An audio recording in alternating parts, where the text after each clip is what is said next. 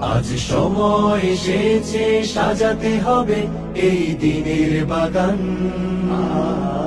শুধু হেলায় খেলায় যেন কেটে না যায় সম্ভাবনার ক্ষণ।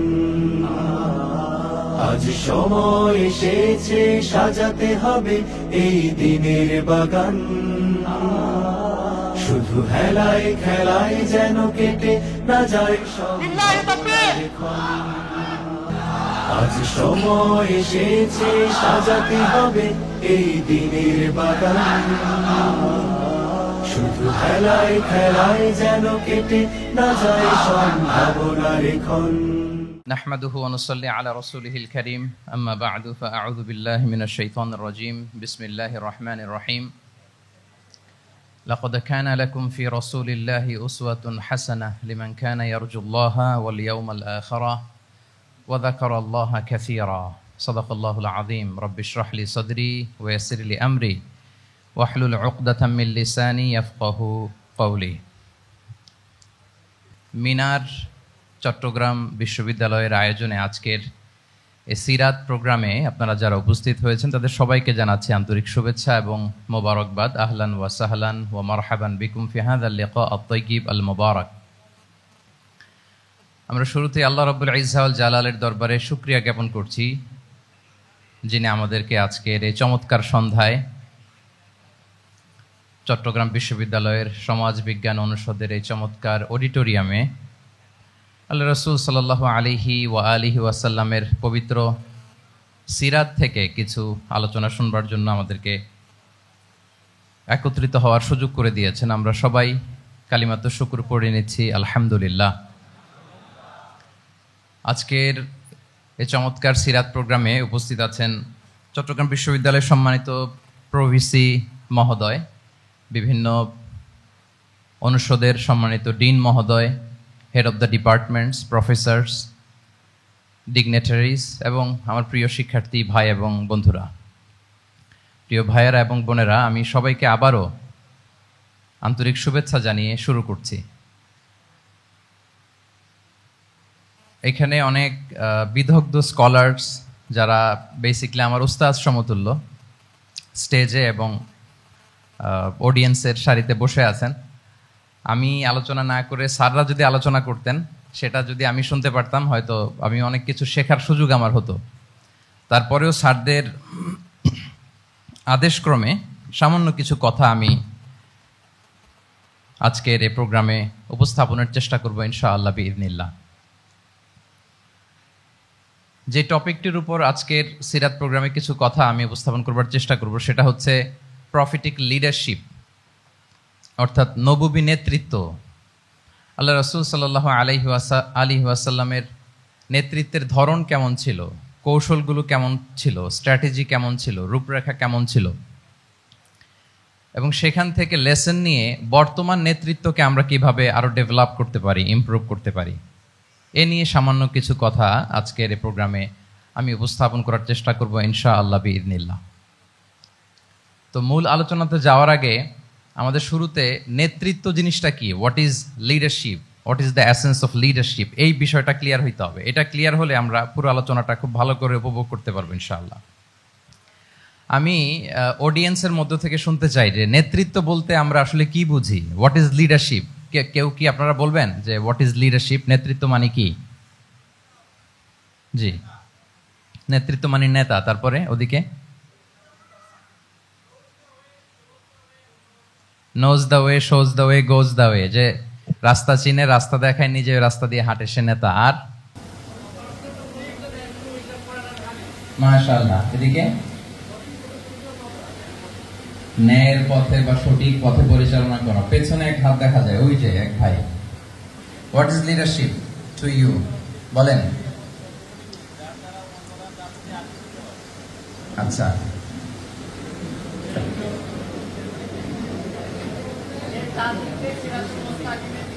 সিরাতুল মুস্তাকিমের দিকে নিয়ে যেতে হবে।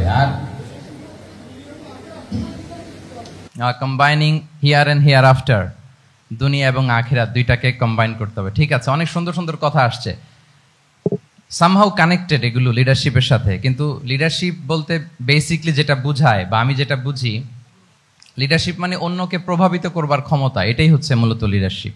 নেতৃত্ব মানে আপনার যদি অন্যকে ইনফ্লুয়েন্স করার ক্ষমতা থাকে, আপনার যদি মানুষকে ম্যানেজ করার ক্ষমতা থাকে, প্রভাবিত করবার ক্ষমতা থাকে, এটাই basically leadership. If you can influence people then you are a leader, সাধারণত এইটাই।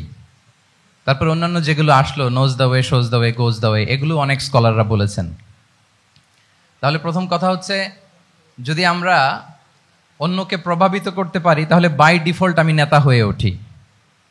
আই রিপিট, আমি আবারও বলছি, যদি অন্যদেরকে আমরা প্রভাবিত করবার ক্ষমতা রাখি, ইনফ্লুয়েন্স করবার ক্ষমতা রাখি, তাহলে বাই ডিফল্ট আমরা কি হয়ে উঠি? নেতা হয়ে উঠি। এটা হচ্ছে লিডারশিপের মূল সংজ্ঞা বা প্রকৃত কথা। লেটস সে ক্লাস শেষে একজন তার বন্ধুদেরকে বলল চল খেলতে যাই, তো কেউ কেউ রাজি, আবার অনেকে রাজি না। সে কনভিন্স করা শুরু করলো, ফাইনালি সে সবাইকে কনভিন্স করে খেলতে নিয়ে গেল, এই যে লিডার হয়ে গেছে। ক্লিয়ার হয়েছে না ব্যাপারটা? তাহলে বেসিকলি অন্যকে প্রভাবিত করবার যে ক্ষমতা, এটাই হচ্ছে কি? লিডারশিপ। যদি আমরা অন্যকে প্রভাবিত করতে পারি, ইনফ্লুয়েন্স করতে পারি। আমাদের সমাজে কিংবা রাষ্ট্রে আমরা যে সমস্যাগুলো দেখি, এগুলো বেসিকলি পোর লিডারশিপের কারণে। Poor leadership, because of poor leadership. যদি যথাযোগ্য নেতৃত্ব আমরা তৈরি করতে পারতাম, যোগ্য নেতৃত্ব যদি আমরা হাজির করতে পারতাম, তাহলে এই সমস্যাগুলো থাকতো না। আমরা আল্লাহ রাসূল সাল্লাল্লাহু আলাইহি ওয়া আলিহি ওয়াসাল্লামের নেতৃত্বের গুণাবলীগুলো, যদি ওনার যে লিডারশিপ ট্রেডস, লিডারশিপ ফিচার্সগুলো আছে, এগুলো যদি আমরা খেয়াল করি, তাহলে দেখবো যে এগুলো দিয়ে তিনি পুরো একটা জাতি, একটা ভূখণ্ডের জীবনধারা পাল্টে দিয়েছিলেন, তাই না? তাহলে নেতৃত্বের দিক থেকে অ্যাজ এ লিডার তিনি কতটা সফল, এটা খুব ক্লিয়ার আমাদের কাছে। আমরা এখন দেখার চেষ্টা করব যে রাসূল সাল্লাল্লাহু আলাইহি ওয়াসাল্লামের লিডারশিপটা আসলে কোন ধরনের লিডারশিপ ছিল, কোন ধরনের নেতৃত্ব ছিল, এবং সেখান থেকে বর্তমান সময়ে আমরা কি করে যুগোপযোগী নেতৃত্ব তৈরি করতে পারি। প্রথম যেটা বলতে হবে সেটা হচ্ছে, আল্লাহ রাসূল সাল্লাল্লাহু আলাইহি ওয়া আলিহি ওয়াসাল্লামের নেতৃত্বটা ছিল সার্ভেন্ট লিডারশিপ। সার্ভেন্ট লিডারশিপ মানে হচ্ছে কাজের মধ্য দিয়ে নেতা হওয়া। বেসিক্যালি আপনি যখন মানুষের কাজে লাগবেন বা কাজে আসবেন, তখনই আপনি নেতা। যদি আপনাকে সমাজে কোনো কাজে না লাগে, সমাজে যদি আপনি রেলেভেন্ট হতে না পারেন, কাউকে সাপোর্ট করতে না পারেন, গাইড করতে না পারেন, তাহলে তো নেতা হয়ে ওঠা আপনার পক্ষে সম্ভব হবে না। তাহলে যদি কাজে লাগা যায় মানুষের, আপনি যদি কাজে লাগেন, আপনি যদি মানুষের উপকারে আসেন, তাহলে by default you are a leader.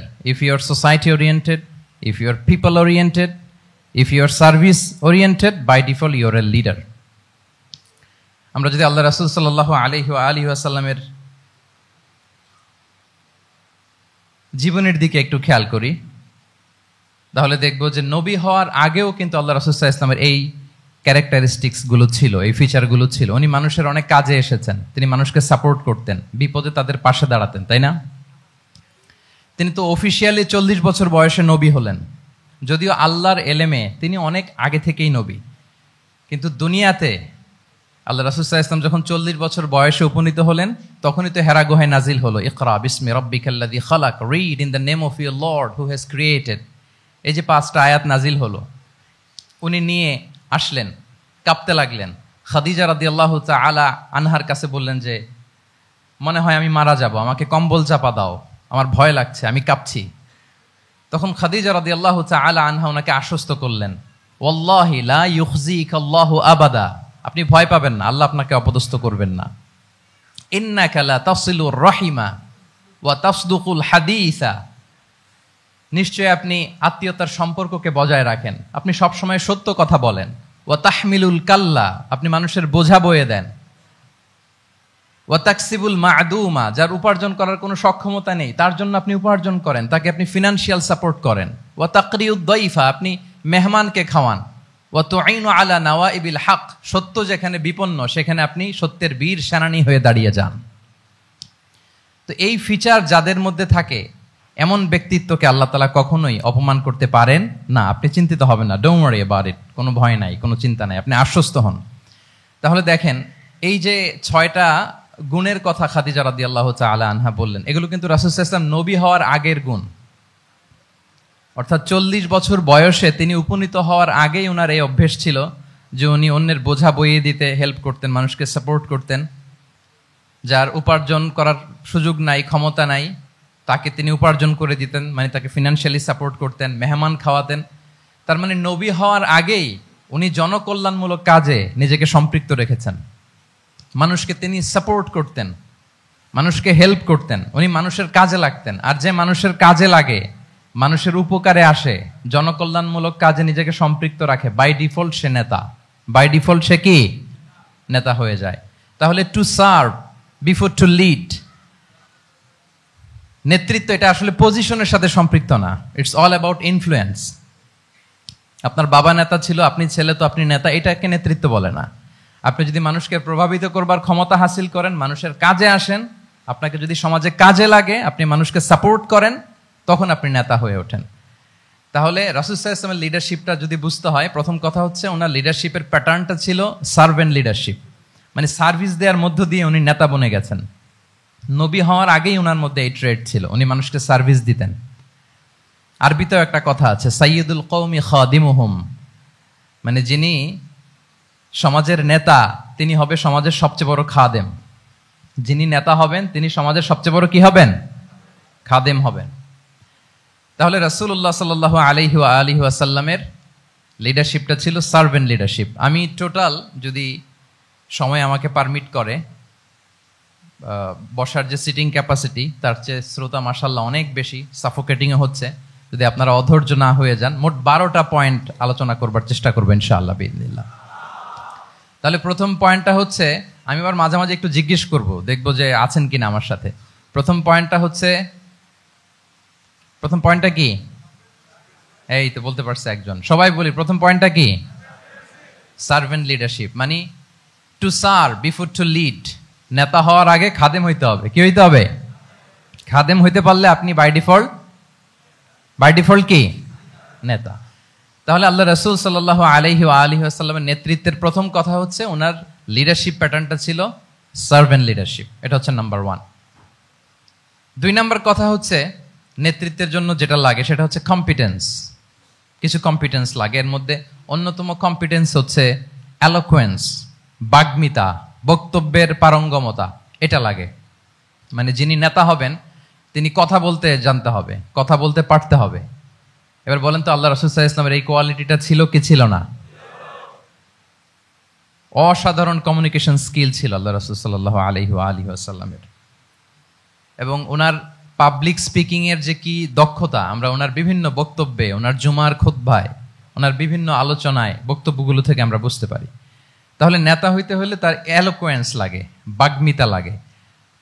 একজন মানুষ সর্বপ্রথম কোন জিনিসের প্রেমে পড়ে জানেন? কথার প্রেমে পড়ে। কিসের? কথার প্রেমে পড়ে। কথার ধরন, কণ্ঠস্বর, তার অ্যাটিটিউড, তার শব্দের জাদু, এটা মানুষের হৃদয়কে জয় করে ফেলে। আল্লাহ রাসূল সাল্লাল্লাহু আলাইহি ওয়া আলিহি ওয়াসাল্লাম তিনি নিজেও বলেছেন, ওয়া ইন্না মিনাল বায়ানি লা সিহরা, কিছু কিছু বক্তব্যের মধ্যে জাদু আছে। তো রাসূল সাল্লাল্লাহু আলাইহি ওয়াসাল্লামের এই এলোকুয়েন্স ছিল। এলোকুয়েন্স, তিনি বলতেন উতিতু জাওয়ামিউল কালিম, আল্লাহ তাআলা আমাকে সর্বমর্ম বাচন ভঙ্গির অধিকারী করেছেন। মানে উনি যেটা বলতেন এটা ছিল very precise in wording but comprehensive in meaning. Precise in wording, শব্দের বিবেচনা এটা খুবই precise and clear, but comprehensive in meaning. এটার যে দোতনা, এটার যে appeal to the heart of the people, to the heart of the listener, এটা অসাধারণ, মানুষের হৃদয়কে জয় করে ফেলতো। আল্লাহু আকবার। তাহলে নেতা হইতে হইলে তার কমিউনিকেশন স্কিল লাগবে। কি বলেন? লাগবে? এখন নেতা আসছে, উনি বক্তব্য করতে পারতেছে না, তাহলে কি নেতা হইতে পারবে? পারবে না। তাহলে পাবলিক স্পিকিং, কমিউনিকেশন স্কিল, এটা ইটস এ মাস্ট, এটা নেতার লাগবে। যেমনটি রাসূলুল্লাহ সাল্লাল্লাহু আলাইহি ওয়া আলিহি ওয়াসাল্লামের ছিল। উনি সর্বমর্ম বাচন ভঙ্গির অধিকারী ছিলেন। বলতেন কম, কিন্তু এটার অ্যাপিল ছিল অনেক বেশি, এটার ব্যাখ্যা হয়ে যেত অনেক। রাসূল সাল্লাল্লাহু আলাইহি ওয়াসাল্লামের সবচাইতে বড় ভাষণটি ছিল বিদায় হজের ভাষণ, খুব সম্ভবত। ওই ভাষণের টেক্সটগুলোকে যদি একসাথে করা হয়, আমার মনে হয় 10 মিনিটের বেশি লাগবে না ওই টেক্সটগুলো পড়তে। তার মানে সবচাইতে বড় যে ভাষণ ওনার, ওটা কত ছিল? 10 থেকে 12 মিনিটের ভাষণ ছিল। আমরা তো ঘন্টার পর ঘন্টা বক্তব্য করি, তারপরেও তো আমরা মানুষের মনকে খুশি করতে পারি না। উনি সেই যে 1400 বছর আগে 10 মিনিটের একটা ছোট্ট ভাষণ দিলেন, গোটা বিশ্ব আজও হাবুডুবু খায় ওই ভাষণের ভেতর। ঠিক কিনা বলেন? তাহলে উতিতু জাওয়ামিউল কালিম, আমি সর্বমর্ম বাচনভঙ্গির অধিকারী। সুবহানাল্লাহ, ভেরি প্রেসাইজ এন্ড ক্লিয়ার। কতটা প্রেসাইজ এন্ড ক্লিয়ার ছিল রাসূল সাল্লাল্লাহু আলাইহি ওয়াসাল্লামের বক্তব্য? আম্মাজান আয়েশা রাদিয়াল্লাহু তাআলা আনহা বলেন, লাউ আদ্দাহুল আদু লা আহসাহু, তিনি যখন বক্তব্য করতেন, কেউ যদি চাইতো যে দেখি কয়টা শব্দ বললেন বক্তব্যে, কয়টা বাক্য বললেন, চাইলে মুহূর্তে গুনে ফেলা যেত সেটা। এত প্রেসাইজ এন্ড ক্লিয়ার বক্তব্য ছিল যে তিনি কয়টা বাক্য ব্যবহার করেছেন, কয়টা শব্দ ইউজ করেছেন এই বক্তব্যে, চাইলে যে কেউ গুনে ফেলতে পারত। এবং তিনি খুবই শুদ্ধ আরবিতে কথা বলতেন, আফসাহুল লিসান ছিলেন। বিশুদ্ধ ভাষায় কথা বলতে পারা এটা অনেক জরুরি। রাসূল সাল্লাল্লাহু আলাইহি ওয়াসাল্লাম অত্যন্ত বিশুদ্ধ আরবিতে কথা বলতেন, এবং বিশুদ্ধ আরবি জানাটা বা বিশুদ্ধ ভাষাটা এত জরুরি যে আল্লাহ তাআলা তার প্রিয় হাবিবকে এই বিশুদ্ধ ভাষা শেখানোর জন্য মায়ের বুকের দুধ খাওয়া থেকে বঞ্চিত রেখেছিলেন। আই রিপিট, আমি আবারও বলছি, বিশুদ্ধ ভাষাটা এত জরুরি যে আল্লাহ তাআলা তার প্রিয় হাবিবকে মায়ের বুকের দুধ থেকে বঞ্চিত রেখেছেন শুধু বিশুদ্ধ ভাষার জন্য। তিনি কিন্তু মায়ের বুকের দুধ খেতে পারেন নাই। হালিমাতুস সাদিয়ার সাথে সেই বনু সাদ গোত্রে চলে গিয়েছেন, সেখানে ছিলেন। হালিমাতুস সাদিয়া ওনাকে দুধ খাইয়েছেন।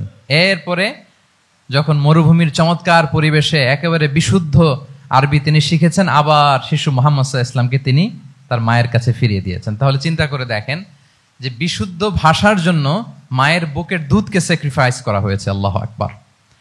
তাহলে আম্মাজান আয়েশা রাদিয়াল্লাহু তাআলা আনহা বলতেন, লাউ আদ্দাহুল আদু লা আহসাহু, চাইলে যে কেউ গুনতে পারতো যে তিনি প্রিয় নবীজি কয়টা বাক্য বললেন, কয়টা শব্দ। এত প্রিসাইজ এন্ড ক্লিয়ার ছিল। অন্য বর্ণনায় এসেছে, কানা ইয়াতাকাল্লামু বিকালামিন বাইনাহু ফাসলুন, তিনি এমন ভাবে কথা বলতেন, কথার মাঝখানে মাঝখানে পজ দিতেন। কে দিতেন? পজ দিতেন, মানে একটু থামতেন যাতে করে শ্রোতারা বুঝতে পারে।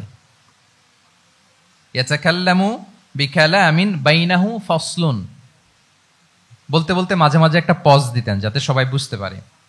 ইয়াহফাযুহু মান জালাসা ইলাই, আশেপাশে যারা বুঝতো, তারা বসতো, তারা সহজে এটা মুখস্থ করে ফেলতে পারতো।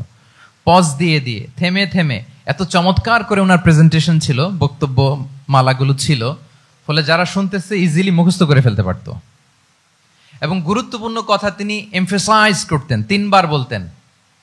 একবার তিনি বলতেছেন, আত্তাকওয়া হা হুনা হা হুনা হা হুনা ওয়া ইউশিরু ইলা সাদরিহি 3 মাররাত। তাকওয়াকে তিনি এখানে রেফার করেছেন।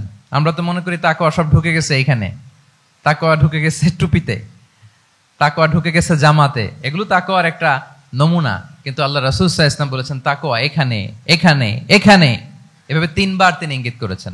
গুরুত্বপূর্ণ কথাকে তিনি এভাবে এমফাসাইজ করতেন। মাঝে মাঝে এমন আবেগঘন বক্তব্য উপস্থাপন করতেন, সাহাবারা অশ্রুসিক্ত হতো। ওয়াজিলাত মিনহাল কুলুব যারাফাত মিনহাল উয়ুন, সাহাবারা বলতেন যে আমরা অশ্রুসিক্ত হতাম, আমাদের হৃদয় বিগলিত হতো। এত চমৎকার মর্মস্পর্শী বক্তব্য তিনি করতেন। এটা প্রেক্ষাপটের আলোকে। আবার যুদ্ধের ময়দানে যখন কমান্ড করতেন, তখন আলা সাউতু ওয়াশতাদ্দা গাদাবু, তিনি রেগে যেতেন, উঁচু কণ্ঠে তিনি কথা বলতেন, মনে হচ্ছে একজন সেনাবাহিনীর কমান্ডার তার ব্যাটালিয়নকে কমান্ড করছেন। আল্লাহু আকবার। তাহলে বক্তব্যের যত দিক হতে পারে, স্লো মোশনে, খুব তেজস্বী বক্তব্য, খুব জ্বালাময়ী বক্তব্য, আবার মর্মস্পর্শী বক্তব্য, সব ধরনের বক্তব্য তিনি করতেন। সুবহানাল্লাহ। তাহলে এলোকোয়েন্স, 2 নাম্বার হচ্ছে এলোকোয়েন্স। কম্পিটেন্সের খুব গুরুত্বপূর্ণ একটা অংশ হচ্ছে এলোকোয়েন্স, বাগ্মিতা। এটা একজন নেতার থাকা চাই। কি বলেন? একজন নেতার এরকম বক্তব্য দিতে জানতে হবে না? আল্লাহ রাসূল সাল্লাল্লাহু আলাইহি ওয়া আলিহি ওয়াসাল্লাম তিনি ঠিক এইভাবে বক্তব্য করতেন। মাঝে মাঝে মাঝে মাঝে তিনি ইমোশনাল ইন্টেলিজেন্স ইউজ করতেন, মানে আবেগ অনুভূতিকে নাড়িয়ে দিয়ে শ্রোতাকে প্রভাবিত করে ফেলা। স্পিরিচুয়াল ইন্টেলিজেন্স বা ইমোশনাল ইন্টেলিজেন্স তিনি বক্তব্যের মধ্যে ব্যবহার করতেন। এমনভাবে তিনি নাসিহাত করতেন, এমনভাবে কথা বলতেন, মানুষের আবেগ অনুভূতিকে তিনি নাড়িয়ে দিতেন। আল্লাহু আকবার। ছোট্ট একটা উদাহরণ এখানে আমি হাজির করি। আপনারা হুনাইনের যুদ্ধের কথা নিশ্চয়ই শুনেছেন। কত হিজরিতে হয়েছিল?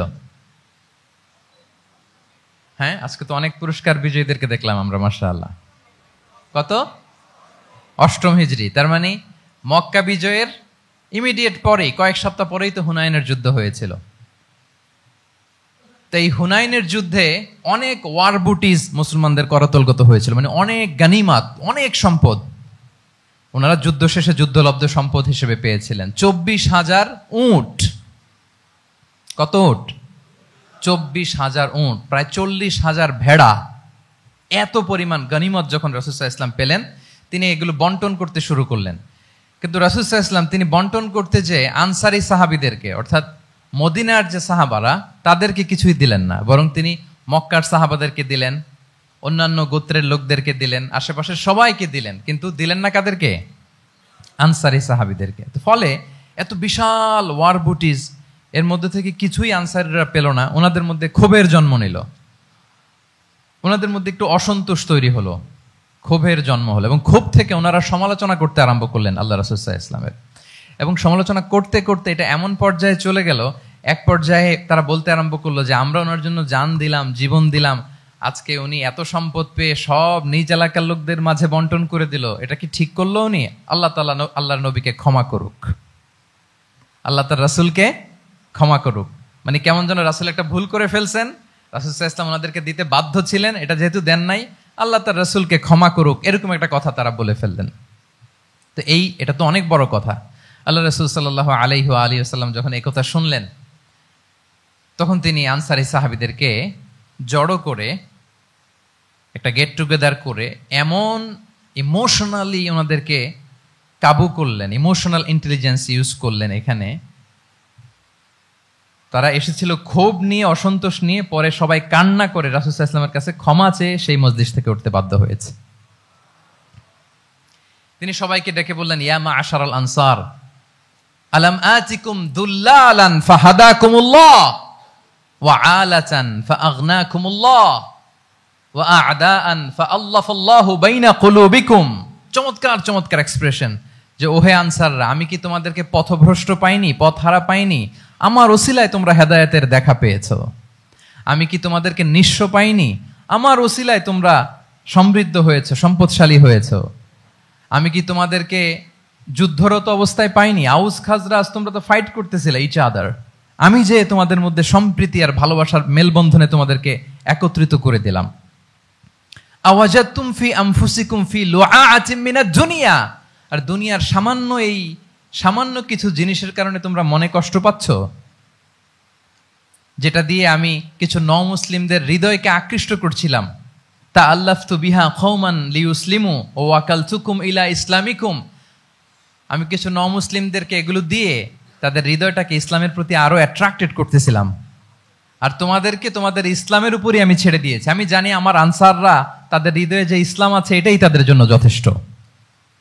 আমা তারদাউনা আইয়াযহাবান নাসু বিশ-শাতি ওয়াল বাঈর ওয়া তারজিউনা বিরাসূলিল্লাহি ফি রিহালিকুম, won't you be happy that people go back to their country with sheep and camel and you go back to your country with Rasulullah? Allahu Akbar। তোমরা কি এতে খুশি হবে না? মানুষ উট আর ভেড়া নিয়ে তাদের এলাকায় ফিরবে, আর তোমরা আল্লাহর রাসূলকে নিয়ে তোমাদের এলাকায় ফিরবে। এরকম একটার পর একটা ইমোশনালি রাসূল সাল্লাল্লাহু আলাইহি ওয়াসাল্লাম যখন আনসার সাহাবীদেরকে কাবু করতে লাগলেন, ওনারা এমন ভাবে কান্নার রোল জুড়ে দিল, এমন ভাবে অনুতপ্ত হলো, কাঁদতে শুরু করলো। পরে এরা বলতে আরম্ভ করলো, আমি তো 2-1টা বাক্য বললাম, লম্বা চূড়া মন মাতানো বক্তব্য, হৃদয়স্পর্শী বক্তব্য। তারা বললো, ইয়া রাসূলুল্লাহ, আমরা শুধু আপনাকে পেয়েই খুশি। রাসূল সাল্লাল্লাহু আলাইহি ওয়াসাল্লাম বলেন, গোটা বিশ্বের মানুষ যদি এই পথ ধরে আর আনসারীরা যদি এই পথ ধরে, আমি এই পথ ছেড়ে দিয়ে আনসারীদের পথে হাঁটবো। আল্লাহ তুমি আনসারদের ক্ষমা করো, তাদের সন্তানদের ক্ষমা করো, তাদের নাতিদেরকে ক্ষমা করো। এভাবে মর্মস্পর্শী বক্তব্য যখন ইমোশনাল ইন্টেলিজেন্স দিয়ে যখন রাসূল সাল্লাল্লাহু আলাইহি ওয়াসাল্লাম বললেন, সব আনসারী সাহাবারা কাঁদতে আরম্ভ করলেন। সবাই ফাবাকাল কওমু হাত্তা আখদালু লুহাহুম, তাদের প্রত্যেকের দাড়ি ভিজে গেল, এমন কান্না জুড়ে দিল। আল্লাহু আকবার। তাহলে এটা ছিল রাসূল সাল্লাল্লাহু আলাইহি ওয়াসাল্লামের বক্তব্যের মাধ্যমে শ্রোতাদের মাঝখানে প্রভাব সৃষ্টি করার ক্ষমতা। চিন্তা করতে পারেন, হৃদয় কেঁপে ওঠে না এই কথা শুনলে? Won't you be happy people go back to their home with sheep and camel and you take the messenger of Allah with you? মানুষ ছাগল ভেড়া নিয়ে ফিরতেছে, তোমরা তো আল্লাহর নবীকে নিয়ে ঘরে ফিরতেছো। আল্লাহু আকবার। তাহলে এই কম্পিটেন্সটা লাগে একজন নেতার, তিনি এরকম মর্মস্পর্শী বক্তব্য দিতে জানতে হবে। কি বলেন? এটা দরকার আছে না? আচ্ছা, তাহলে রাসূল সাল্লাল্লাহু আলাইহি ওয়াসাল্লামের লিডারশিপ নিয়ে যেহেতু কথা বলছি, প্রফিটিক লিডারশিপ, প্রথমটা বলেছিলাম ওনার লিডারশিপের স্টাইল কি ছিল? এই তো মুখস্থ হয়ে গেছে মাশাআল্লাহ। আবার লেটস মেক এ নয়েজ, প্রথমটা কি ছিল?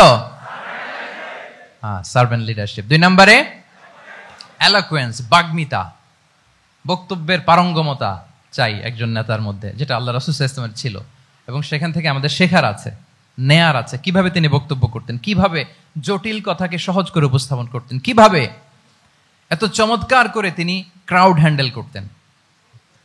দুটো গেল। 3 নাম্বার হচ্ছে আল্লাহ রাসূল সাল্লাল্লাহু আলাইহি ওয়া আলিহি ওয়াসাল্লামের নেতৃত্বের গুণাবলীগুলো যদি আমরা লিস্ট ডাউন করি, 3 নাম্বার হচ্ছে কম্পেশন। কম্পেশন, a leader should be compassionate. 3 number হচ্ছে কম্পেশন, মানে সফট হার্টেড, দয়াদ্র হৃদয় হতে হবে। আপনি মানুষের দুঃখ যদি আপনাকে কাঁদায় তবেই আপনি নেতা। কি বলেন? মানুষের দুঃখ দেখে, কষ্ট দেখে যদি আপনার মধ্যে কান্না আসে বুক ফেটে, তবেই আপনি নেতা। তাহলে দয়াদ্র হতে হয় নেতাকে, তাকে দয়ালু হতে হয়, কম্পেশনেট হতে হয়, দয়াদ্র হৃদয়ের হতে হয়। আমরা আল্লাহ রাসূল সাল্লাল্লাহু আলাইহি ওয়াসাল্লামের দিকে যদি তাকাই, ওনার তো একটা উপাধি হচ্ছে রাহমাতাল লিল আলামিন। আল্লাহ রাসূল সাল্লাল্লাহু আলাইহি ওয়াসাল্লামের উপাধি কি? ওমা আরসালনাকা ইল্লা রাহমাতাল লিল আলামিন, we have not sent you but as mercy for all the worlds. নবী হে, আপনাকে সবার জন্য আমি মার্সি করে পাঠিয়েছি, রাহমা করে পাঠিয়েছি। আপনি সবার জন্য রহমত, মানুষের জন্য, ম্যানকাইন্ড, জিনকাইন্ড, অ্যানিমালস, সবার জন্য আপনি রাহমা, মার্সি। তাহলে একজন মানুষ যখন নেতা হয়ে উঠতে চাইবে, নেতৃত্বের অন্যতম একটা লিডারশিপ ট্রেইট হচ্ছে কম্পেশন। অন্যের ব্যথায়, অন্যের দুঃখে তার কান্না আসতে হবে, সফট হার্টেড হইতে হবে তাকে, মাঝে মাঝে দয়াদ্র হৃদয়ের হতে হবে, তবেই সে নেতা। রাসূল সাল্লাল্লাহু আলাইহি ওয়াসাল্লাম কতটা দয়াদ্র ছিল, আল্লাহ তাআলা অন্য আয়াতে বলছেন, ফাবিমা রাহমাতিম মিনাল্লাহি লিনতা লাহুম ওয়ালাউ কুনতা ফাযযান গালিযাল কলবি লানফাদ্দু মিন হাওলিক। নবী হে, আল্লাহর অশেষ অনুগ্রহে আপনি খুব কোমল ভাষী হয়েছেন, কোমল হৃদয়ের হয়েছেন। লিনতা লাহুম, সবার জন্য আপনি সফট হার্টেড হয়েছেন আল্লাহর অনুগ্রহে। যদি আপনি সফট হার্টেড না হয়ে আপনি যদি কঠোর হৃদয়ের অধিকারী হতেন, তাহলে এখন লোকেরা যেমনি আপনাকে ঘিরে রাখে, আপনার চারিপাশে সবাই ঘিরে রাখতো না। আল্লাহু আকবার। সাহাবারা সব সময় রাসূল সাল্লাল্লাহু আলাইহি ওয়াসাল্লামের সঙ্গ পেতে চাইতো, অ্যাকম্পানি চাইতো, ঘিরে রাখতো। এমনকি অনেক সাহাবীর ঘরে ভালো না লাগলে রাসূল সাল্লাল্লাহু আলাইহি ওয়াসাল্লামের কাছে চলে আসতো। এমনকি অনেক সাহাবী বলতেন যে আমার পেটে ক্ষুধা লাগলেই আমি রাসূলের কাছে যেতাম, কারণ রাসূলের চেহারা দেখলে আমার পেটের ক্ষুধা উধাও হয়ে যেত। ফাবিমা রাহমাতিম মিনাল্লাহি লিনতা লাহুম, নবী হে, আল্লাহর অনুগ্রহে আপনি কোমল ভাষী হয়েছেন। তাহলে কোমল হৃদয়ের হওয়া, সফট হার্টেড হওয়া, দয়াদ্র চিত্তের হওয়া, এটা অন্যতম একটা লিডারশিপ ট্রেট। এত দয়াদ্র ছিলেন, আল্লাহ তাআলা বলছেন, ফালাআল্লাকা বাখিউন নাফসাকা আলা আসারিহিম ইল্লাম ইউমিনু বিহাযাল হাদীসি আসাফা। রাসূল সাল্লাল্লাহু আলাইহি ওয়াসাল্লাম বারবার মক্কার কুরাইশদের কাছে যেত, বারবার কাফিরদের কাছে যেত, যেন তারা ঈমান আনে, যেন তারা খারাপ রাস্তা ছেড়ে দিয়ে ভালো রাস্তায় আসে। বারবার চিন্তা করতো যে ইস, কেন তারা লা ইলাহা পড়ে না, কেন তারা সত্যের পথে ফিরে আসে না। হায় রে, একটুর জন্য তো তারা সামান্য আমার কথাটা শুনলেই তো বেঁচে যেত, ইস একটু আমার কথা মানলেই তো জাহান্নাম থেকে বেঁচে যেত। এরকম অস্থির হয়ে তাদের পেছনে ছুটতেন। আল্লাহ তাআলা বলেছেন, নবী হে, আপনি ওদের পেছনে ছুটতে ছুটতে আপনি তো নিজেকেই শেষ করে দিবেন। বাখিউন নাফসাক, আপনি তো নিজের দিকে খেয়াল করছেন না, নিজের শরীরের দিকে খেয়াল করছেন না, নিজের স্বাস্থ্যের দিকে, সময়ের দিকে, আপনি পাগল পাড়া হয়ে তাদেরকে বাঁচানোর জন্য ছুটছেন। তাহলে কতটা দয়াদ্র, কোমল হৃদয়ের অধিকারী হলে যে কাফেররা রাসূল সাল্লাল্লাহু আলাইহি ওয়াসাল্লামকে ফিজিক্যালি, মেন্টালি এমন কোনো টর্চার নেই, করে নাই, তাদের পিছনে পিছনে ছুটতেন তিনি। হায় রে, একটু যদি ইমানের রাস্তায় আনা যায়, কোনোভাবে যদি তাদেরকে বুঝিয়ে কনভিন্স করা যায়। তাহলে কম্প্যাশনেট, দয়ালু হওয়া, এটা নেতৃত্বের অন্যতম একটা গুণ। আপনার হৃদয়ে দয়া থাকতে হবে, মায়া থাকতে হবে সবার জন্য, কারণ নেতা তিনি তো সবার। লেটস সে বাংলাদেশের যিনি প্রধানমন্ত্রী হবেন, আরো রেলেভেন্ট হয়ে যাচ্ছে এখন কথা, সামনে তো নির্বাচন আসতেছে, সো কেউ না কেউ তো প্রধানমন্ত্রী হবে। তো উনি যখন প্রধানমন্ত্রী হবে ধরেন, উনি কি শুধু ওনার দলের প্রধানমন্ত্রী হবেন? তাহলে উনি 18 কোটি মানুষের প্রধানমন্ত্রী হবেন, ঠিক কিনা বলেন? তাহলে সবার জন্য ওনার হৃদয়ে দয়া ভালোবাসা এটা থাকার দরকার আছে না নাই? তিনি সবার প্রতি কোমল হৃদয়ের হইতে হবে, দয়াদ্র হইতে হবে। প্রধানমন্ত্রী উনি শুধু নিজ দলের প্রধানমন্ত্রী নন, 18 কোটি মানুষের প্রধানমন্ত্রী। তাহলে সফট হার্টেড হইতে হবে। রাসূল সাল্লাল্লাহু আলাইহি ওয়াসাল্লামের মধ্যে এটা ছিল। সবসময় তিনি মাজলুমদের পাশে থাকতেন। আপনারা হিলফুল ফুজুলের কথা জানেন। ওনার বয়স যখন 35, ইয়ামানের এক ব্যবসায়ী আসছিল মক্কায় ব্যবসা করতে। পণ্য বিক্রির পরে আস ইবনে ওয়াইল নামে এক দুষ্ট জালেম, সে পণ্য নিয়ে বলে, আমরা এই এলাকার লোক, আমরা দাম দিব না, কি করতে পারো করো। এই লোক কান্না জুড়ে দিল। তার কান্না দেখে রাসূল সাল্লাল্লাহু আলাইহি ওয়াসাল্লামের হৃদয়ে দয়া হলো। তিনি ওনার চাচা জুবাইর ইবনে আব্দুল মুত্তালিব সহ ওনার মতো যারা ইয়াং স্টার আছে সবাইকে নিয়ে একটা সংঘ করলেন। এটাই তো হালাফুল ফুদুল, মূলত নাম হচ্ছে হালাফুল মুত্তাইয়িবিন। জাহিলি যুগে ওনাদের প্রথা ছিল, কোনো একটা ভালো কাজে কেউ যখন এক হতো, রং ভর্তি বালতির ভেতরে হাত ঢুকিয়ে তারা পাথরের মধ্যে ওই হাতের ছাপ দিত, সবাই ওইখানে ছাপ দিত। ফলে কাইন্ড অফ কভেনেন্ট, এটা একটা চুক্তির মতো, যে আমরা চুক্তিবদ্ধ হলাম, এগ্রিমেন্ট করলাম যে আমরা সবাই এক। তো রাসূল সাল্লাল্লাহু আলাইহি ওয়াসাল্লাম ওনার মতো ইয়াংস্টারদেরকে নিয়ে এই হালাফুল মুত্তাইয়িবিন বা হালাফুল ফুদুল করেছেন। এবং এটার মূল কথা ছিল, মূল স্লোগান ছিল, নাহনু মাআল মাজলুম দিদ্দা যালিম, আমরা সবসময় মাজলুমের পক্ষে থাকবো, জালিমের বিপক্ষে। এটা ছিল হিলফুল ফুজুলের কি মূল শিক্ষা। এভাবে সব সময় তিনি মাজলুমদের সাথে ছিলেন। শ্রমিক সাহাবীদেরকে বড্ড ভালোবাসতেন, শ্রমজীবীদেরকে বড্ড ভালোবাসতেন। এমনকি বিদায় হজের মতো এরকম গুরুত্বপূর্ণ ভাষণও শ্রমজীবীদের কথা বাদ যায়নি, গরিবদের কথা বাদ যায়নি। আরিকাআকুম আতঈমুহুম মিম্মা তাআকুলুন ওয়ালবাসুহুম মিম্মা তালবাসুন। খবরদার, সেদিনও বলেছিলেন সেই বিদায় হজের ভাষণে, তোমরা তোমাদের শ্রমজীবী লোকদের কথা ভুলে যেও না, তোমাদের স্টাফদের কথা, তোমাদের দাস দাসীদের কথা। তোমরা যা খাবে সেখান থেকে তাদেরও খাওয়াবে, তোমরা যে পোশাক পরবে সেখান থেকে তাদেরও পোশাকের ব্যবস্থা করবে। আল্লাহু আকবার। তাহলে রাহমাতাল লিল আলামিন, তিনি ছিলেন কম্পেশনেট, দয়ালু হৃদয়ের অধিকারী। তাহলে নেতা হইতে হলে তার হৃদয়ে কি থাকা লাগবে? দয়া। তাহলে 3 নম্বর পয়েন্টটা কি? হ্যাঁ, কি সবাই বলি 3 নম্বর পয়েন্টটা কি? কম্পেশন, অনুগ্রহ বা দয়া। এটা একজন নেতার হৃদয়ে থাকা চাই। 4 নম্বরে হচ্ছে ইন্টেগ্রিটি। ইন্টেগ্রিটি মানে সততা, নৈতিকতা থাকতে হবে। এটা অন্যতম একটা লিডারশিপ ট্রেট। এটার বড় ক্রাইসিস এখন ইন্টিগ্রিটির। রাসূল সাল্লাল্লাহু আলাইহি ওয়াসাল্লামের লিডারশিপটা ছিল এথিক্যাল লিডারশিপ, কিন্তু এইটার অনেক বড় ক্রাইসিস আমাদের সমাজে, আমাদের নেতৃত্বের মাঝে। কি বলেন? নৈতিকতার ঘাটতি আছে না? নৈতিকতা বিবর্জিত নেতৃত্ব, এটা দিয়ে কিছুই হয় না। একটা জাতির ধ্বংসের জন্য নৈতিকতা বিবর্জিত নেতৃত্বই যথেষ্ট। এজন্য নৈতিকতা লাগবে, ইন্টিগ্রিটি, সততা। আমরা যদি আল্লাহ রাসূল সাল্লাল্লাহু আলাইহি ওয়াসাল্লামের নেতৃত্বের দিকে তাকাই, তাহলে ওনার সততা, ওনার সত্যবাদিতা, ওনার আমানতদারিতা নিয়ে যদি আমরা একটু সিরাতের পরতে পরতে খেয়াল করি, এমনকি নবী হওয়ার আগে যদি খেয়াল করি, তাহলে দেখব যে মক্কার লোকেরা আল্লাহ রাসূল সাল্লাল্লাহু আলাইহি ওয়াসাল্লামকে আস-সাদিক, আল আমিন উপাধিতে ভূষিত করেছেন। সুবহানাল্লাহ, মানে সত্যবাদী, ট্রুথফুল এন্ড ট্রাস্টওয়ার্দি। স্বয়ং মক্কার লোকেরা, মক্কার মুশরিকরা রাসূল সাল্লাল্লাহু আলাইহি ওয়াসাল্লামকে উপাধি দিয়েছিলেন আল আমিন। কি উপাধি দিয়েছিলেন? আল আমিন। তার মানে কখনো মিথ্যা বলেননি, কখনো আমানতের খেয়ানত করেননি। যখন আয়াত নাজিল হলো, ওয়া আনজির আশিরাতাকাল আকরাবিন, হে নবী আপনি আপনার নিকট আত্মীয়দেরকে সতর্ক করুন জাহান্নামের আযাবের, তিনি সাফা পাহাড়ের চূড়ায় উঠে গেলেন, ডাকতে আরম্ভ করলেন, ও মক্কার লোকেরা, ও আমার আত্মীয়রা, আমি যদি বলি এই পাহাড়ের পেছনে একদল ঘোড় সাওয়ার সশস্ত্র ব্যাটালিয়ন তোমাদেরকে এখনই অ্যাটাক করবে, তোমরা কি বিশ্বাস করবে? আকুনতুম মুসাদ্দিকিয়া, আমার কথা বিশ্বাস করবে? মক্কাবাসী এক বাক্যে কি বলেছিল জানেন? তারা বলেছিল, নাম, অবশ্যই বিশ্বাস করব। আমি যদি বলি তোমাদেরকে অ্যাটাক করার জন্য প্রস্তুত একদল ঘোড়সাওয়ার, বিশ্বাস করবে? আকুনতুম মুসাদ্দিকিয়া, সবাই কি বলেছিল? নাম, অবশ্যই বিশ্বাস করব। কেন বিশ্বাস করবে?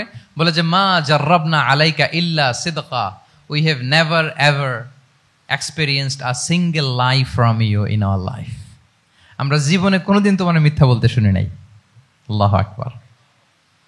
তাহলে দেখেন এই বাক্যটার ওজন কত দেখেন, মা জাররাবনা আলাইকা ইল্লা সিদকান, আমরা কখনো তোমার থেকে মিথ্যা শুনি নাই। তার মানে এক বাক্যে রাসূল সাল্লাল্লাহু আলাইহি ওয়াসাল্লামের বিগত 40 বছরের হিস্ট্রি ফুটে উঠছে। কি বলেন? বিগত 40 বছরের হিস্ট্রি এই বাক্যে আছে না নাই? মা জাররাবনা আলাইকা ইল্লা সিদকা, আমি তো কোনোদিন মিথ্যা শুনি নাই তোমার জবান থেকে, তো কেন বিশ্বাস করব না?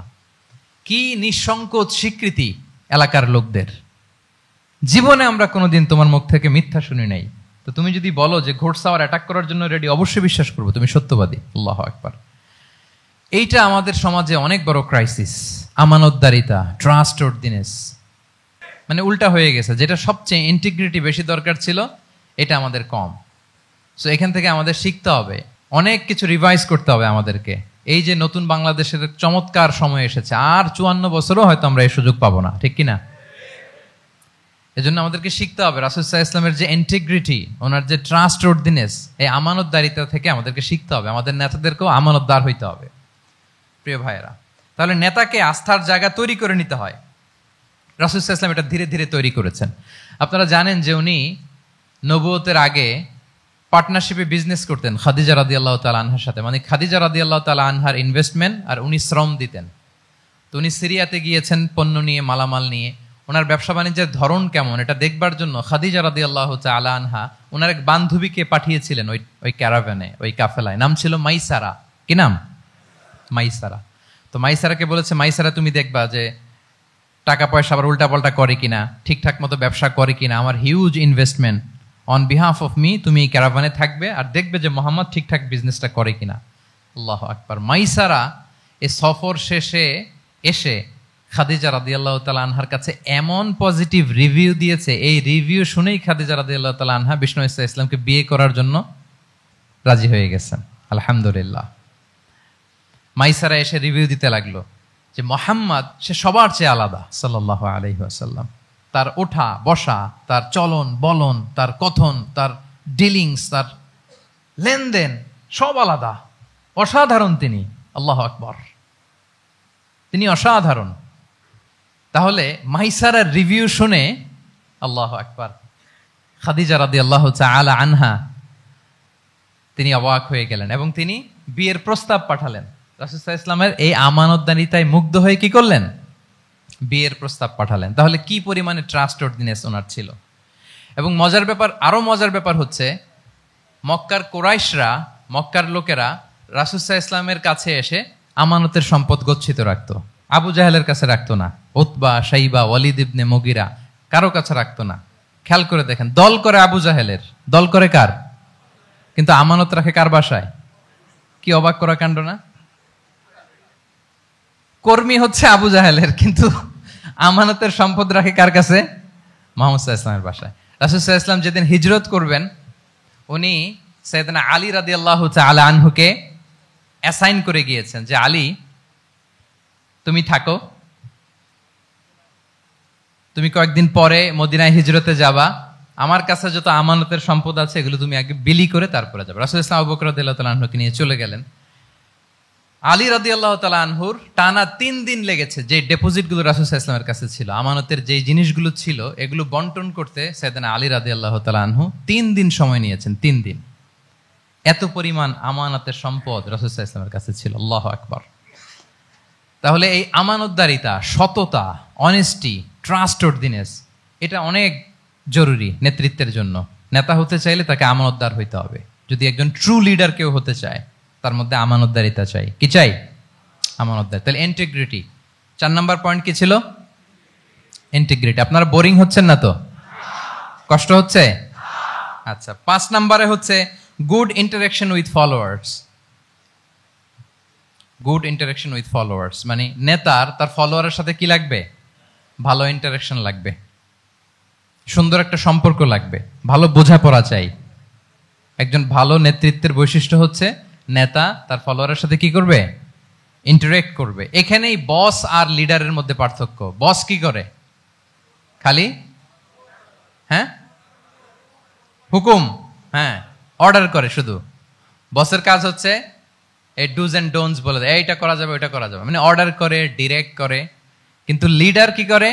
গাইড করে, মেন্টরিং করে, ইন্সপায়ার করে, মোটিভেট করে। So here is the difference between leader and boss. তাহলে বসই হওয়া যাবে না। নেতা হইতে চাইলে বসই হওয়া যাবে না। You have to interact with your followers. আপনার ফলোয়ারের সাথে ইন্টারাকশন লাগবে, তবেই আপনি নেতা। আমরা দেখি রাসূল সাল্লাল্লাহু আলাইহি ওয়াসাল্লামের কেমন ইন্টারাকশন ছিল। রাসূল সাল্লাল্লাহু আলাইহি ওয়াসাল্লাম যে কোনো বড় ডিসিশনে সাহাবাদের সাথে কনসালটেশন করতেন, পরামর্শ করতেন, তারপরে সিদ্ধান্ত নিতেন। ওয়াশাবিরহুম ফিল আমর, এই আয়াতের ভিত্তিতে তিনি সবার সাথে কি করে নিতেন? সাহাবাদের সাথে পরামর্শ করে নিতেন।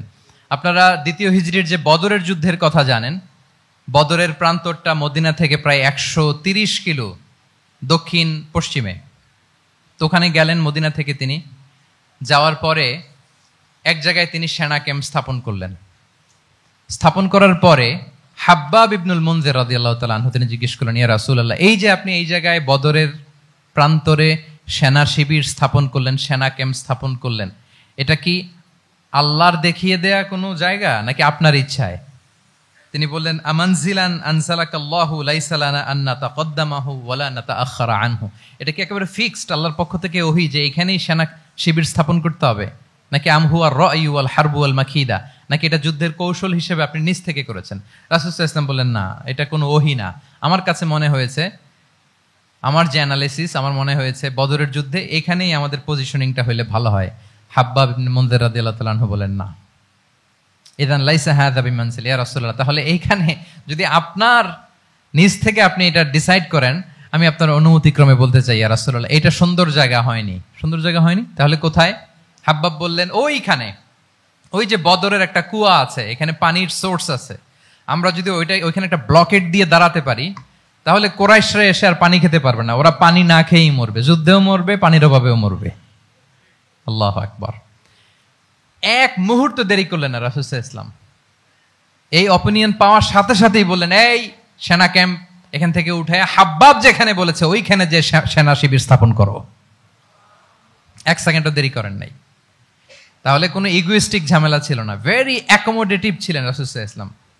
আমরা অনেক সময় নতুন কোনো কথা শুনলে, কোনো রিফর্ম শুনলে, শ্রোতাদের মধ্যে থেকে কিছু একটা শুনলে আটকে উঠি, চেঞ্জ করতে চাই না, রিজিড হয়ে থাকে। এই রিজিডিটি রাসূল সাল্লাল্লাহু আলাইহি ওয়াসাল্লামের মধ্যে ছিল না, ভেরি অ্যাকোমোডেটিভ ছিলেন, ইজিলি ওপেন আপ করতে পারতেন। মুহূর্তেই বলেন, ঠিক আছে, আমি যেখানে করেছি আসলে ঠিক হয় না, হাব্বাব যেখানে বলেছে সবাই ওখানে যে সেনা ক্যাম্প স্থাপন করো। আল্লাহু আকবার।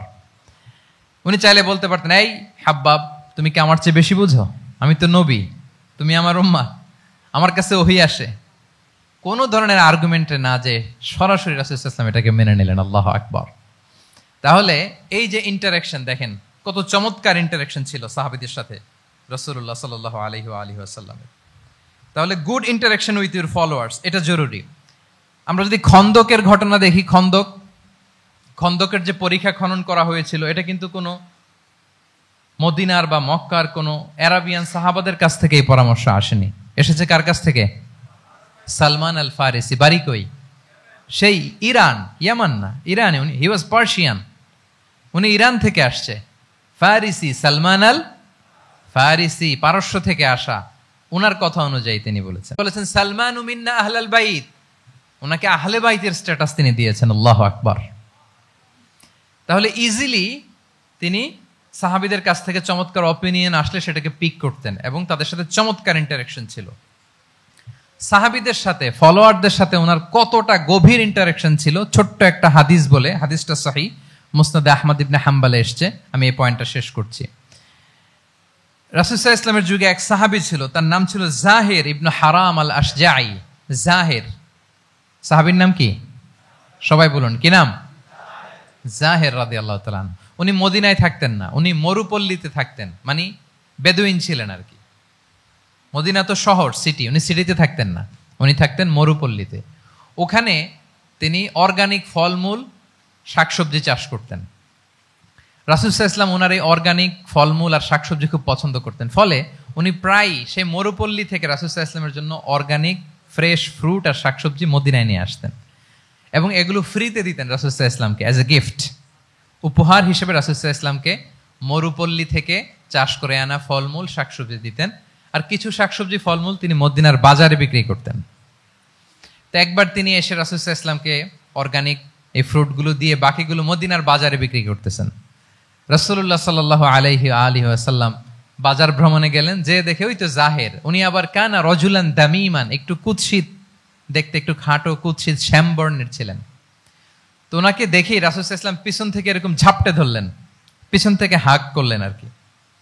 তো পিছন থেকে যখন ঝাপটে ধরলেন, উনি তো আর দেখতে পারতেছেন না কে ধরলো। উনি বলে মান হাদা আরসিলনি, এই ছাড়ো ছাড়ো, কে কে, এই কোন লোক আমারে ধরলো, ছাড়ো ছাড়ো করে অস্থির। যখন পিছনে ফিরে দেখে আল্লাহ রাসূল সাল্লাল্লাহু আলাইহি ওয়াসাল্লাম, এখন আর ছাড়াছাড়ি করে না, এখন ওনার পিঠটা রাসূল সাল্লাল্লাহু আলাইহি ওয়াসাল্লামের বুক মোবারকের দিকে আরো লাগাই দিচ্ছে এইভাবে। সুবহানাল্লাহ। এতক্ষণ বলে এই কে, ছাড়ো ছাড়ো, যখন দেখে রাসূল সাল্লাল্লাহু আলাইহি ওয়াসাল্লাম এখন আর তাড়াহুড়ো করতেছে না, এখন ওনার পিঠটা রাসূল সাল্লাল্লাহু আলাইহি ওয়াসাল্লামের বুক মোবারকের সাথে আরো ঠেলে দিচ্ছে। রাসূল সাল্লাল্লাহু আলাইহি ওয়াসাল্লাম এবার মজার ছড়ে বললেন, মাইয়াশতারি হাযাল আব, ফান করে বলতেছেন, এই একটা দাস আছে আমার কাছে, এই লোকটারে কে কিনবে, আমি বেচবো, কে কিনবে? জাহের রাদিয়াল্লাহু তাআলা আনহু বলেন, ইয়া রাসূলুল্লাহ ইদান ওয়াল্লাহি তাজিদুনি কাসিদান, আমি কালো মানুষ, আমি সস্তা মানুষ, আমারে বেচলে বেশি দাম পাবেন না আপনি, আমি তো সস্তা মানুষ ইয়া রাসূলুল্লাহ। রাসূল সাল্লাল্লাহু আলাইহি ওয়াসাল্লাম বললেন, আনতা লাস্তা ইনদাল্লাহি কাসিদ ইয়া জাহির, হে জাহির তুমি আল্লাহর কাছে সস্তা নও, আনতা ইনদাল্লাহি গালি, তুমি আল্লাহর কাছে বড্ড দামি। আল্লাহু আকবার। হে জাহের, তুমি, তোমার স্কিন ব্রাইট কালার না, তুমি কুৎসিত, তুমি দুনিয়াতে সস্তা হতে পারো কিন্তু আমার আল্লাহর দরবারে তুমি কবু সস্তা নও। আনতা ইনদাল্লাহি গালি, আল্লাহর কাছে তুমি বড্ড দামি। দেখেন ইন্টারেকশন কোন মাত্রায় গেলে পিছন থেকে যে এরকম হাক করা যায়, ঝাপটে ধরা যায় এক সাহাবীকে, সুবহানাল্লাহি বিহামদি। এরকম গুড ইন্টারেকশন ছিল অনেক অনেক ভুরি ভুরি সিরাতের পরতে পরতে আপনারা পাবেন যে রাসূল সাল্লাল্লাহু আলাইহি ওয়াসাল্লামের সাথে সাহাবাদের ইন্টারেকশন কত চমৎকার ছিল। তাহলে 5 নাম্বার হচ্ছে গুড ইন্টারেকশন উইথ ফলোয়ার্স। দেখি মনে আছে কিনা। 1 নম্বরে কি ছিল?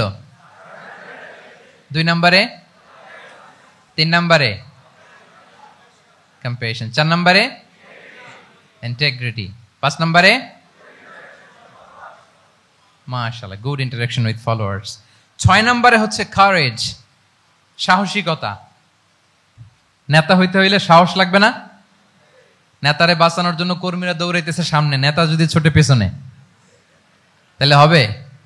হ্যাঁ, রিকশার টায়ার পাংচার হলে যদি নেতা 3 লাফ দেয়, এটা কি নেতা? তাহলে কি? তাহলে তো তাকে নেতা বলা যায় না। কি বলেন? নেতার তো হি শুড বি কারেজাস, তার সাহসী হইতে হবে, দুর্দান্ত সাহস থাকতে হবে তার। রাসূল সাল্লাল্লাহু আলাইহি ওয়াসাল্লামের এরকম দুর্দান্ত সাহস ছিল, অত্যন্ত সাহসিকতার অধিকারী তিনি ছিলেন। এবং এই লিডারশিপ ট্রেটটা খুবই জরুরি, এটাকে বলে মাদার স্কিল। কারেজি যে মাদার স্কিল, এটাই সব। এই হিম্মত লাগবে। আর রাজুলু যু হিম্মা ইউহিল উম্মা, যার হিম্মত আছে সেই জাতিকে জাগাতে পারে, ঠিক কিনা? এই যে আমাদের কাছে তো উদাহরণ একেবারে হাতের কাছেই, এই যে 5 আগস্টে, এই যে জুলাই আপরাইজিং, যদি কারেজ না থাকতো আমাদের তরুণদের, আমাদের জেনজিদের, তাহলে এই পরিবর্তনকে আমরা দেখতে পেতাম না। আমি গল্প শুনছিলাম যে এই চট্টগ্রাম বিশ্ববিদ্যালয় থেকে 2 জন শহীদ হয়েছে, আল্লাহ তাদের কবরগুলোকে তুমি জান্নাতে টুকরা বানিয়ে দাও। এই যে আমাদের তরুণরা তাজা রক্ত দিয়ে একটা চেঞ্জ এনেছে, পরিবর্তন, এটা তো কারেজ, তাদের সাহসিকতার বহিঃপ্রকাশ, ঠিক কিনা? এটা লাগবে। কেউ যদি লিড দিতে চায়, লিডার হতে চায়, তার এটা লাগবে, মাস্ট। রাসূল সাল্লাল্লাহু আলাইহি ওয়াসাল্লাম অত্যন্ত সাহসী ছিলেন। 2-একটা উদাহরণ আমরা সিরাত থেকে দেখি। একবার মদিনাতে রাত্রিবেলা বিকট একটা আওয়াজ হলো, বিকট আওয়াজ, এত আওয়াজ সবাই ঘুম থেকে জেগে গেল। ঘুম থেকে জেগে সবাই হতভম্ব, কিরে এত আওয়াজ তো মদিনাতে কখনো শুনি না, ঘটনা কি? কেউ ঘোড়া নিয়ে, কেউ উট নিয়ে, কেউ খচ্চর নিয়ে, কেউ এমনি খালি পায়ে ছুটতে আরম্ভ করলো আওয়াজের দিকে, দেখি যাই কোথায় কি হলো। সবাই ছুটতে ছুটতে মাঝপথে যেয়ে দেখে রাসূল সাল্লাল্লাহু আলাইহি ওয়াসাল্লাম আওয়াজ কোথায় হয়েছে, কোত্থেকে হয়েছে দেখে ফিরে আসতেছে আর বলতেছে, লান তুরাউ, ডোন্ট ওয়ারি, আরে ভয় নাই, দেখে আসছি আমি। আল্লাহু আকবার।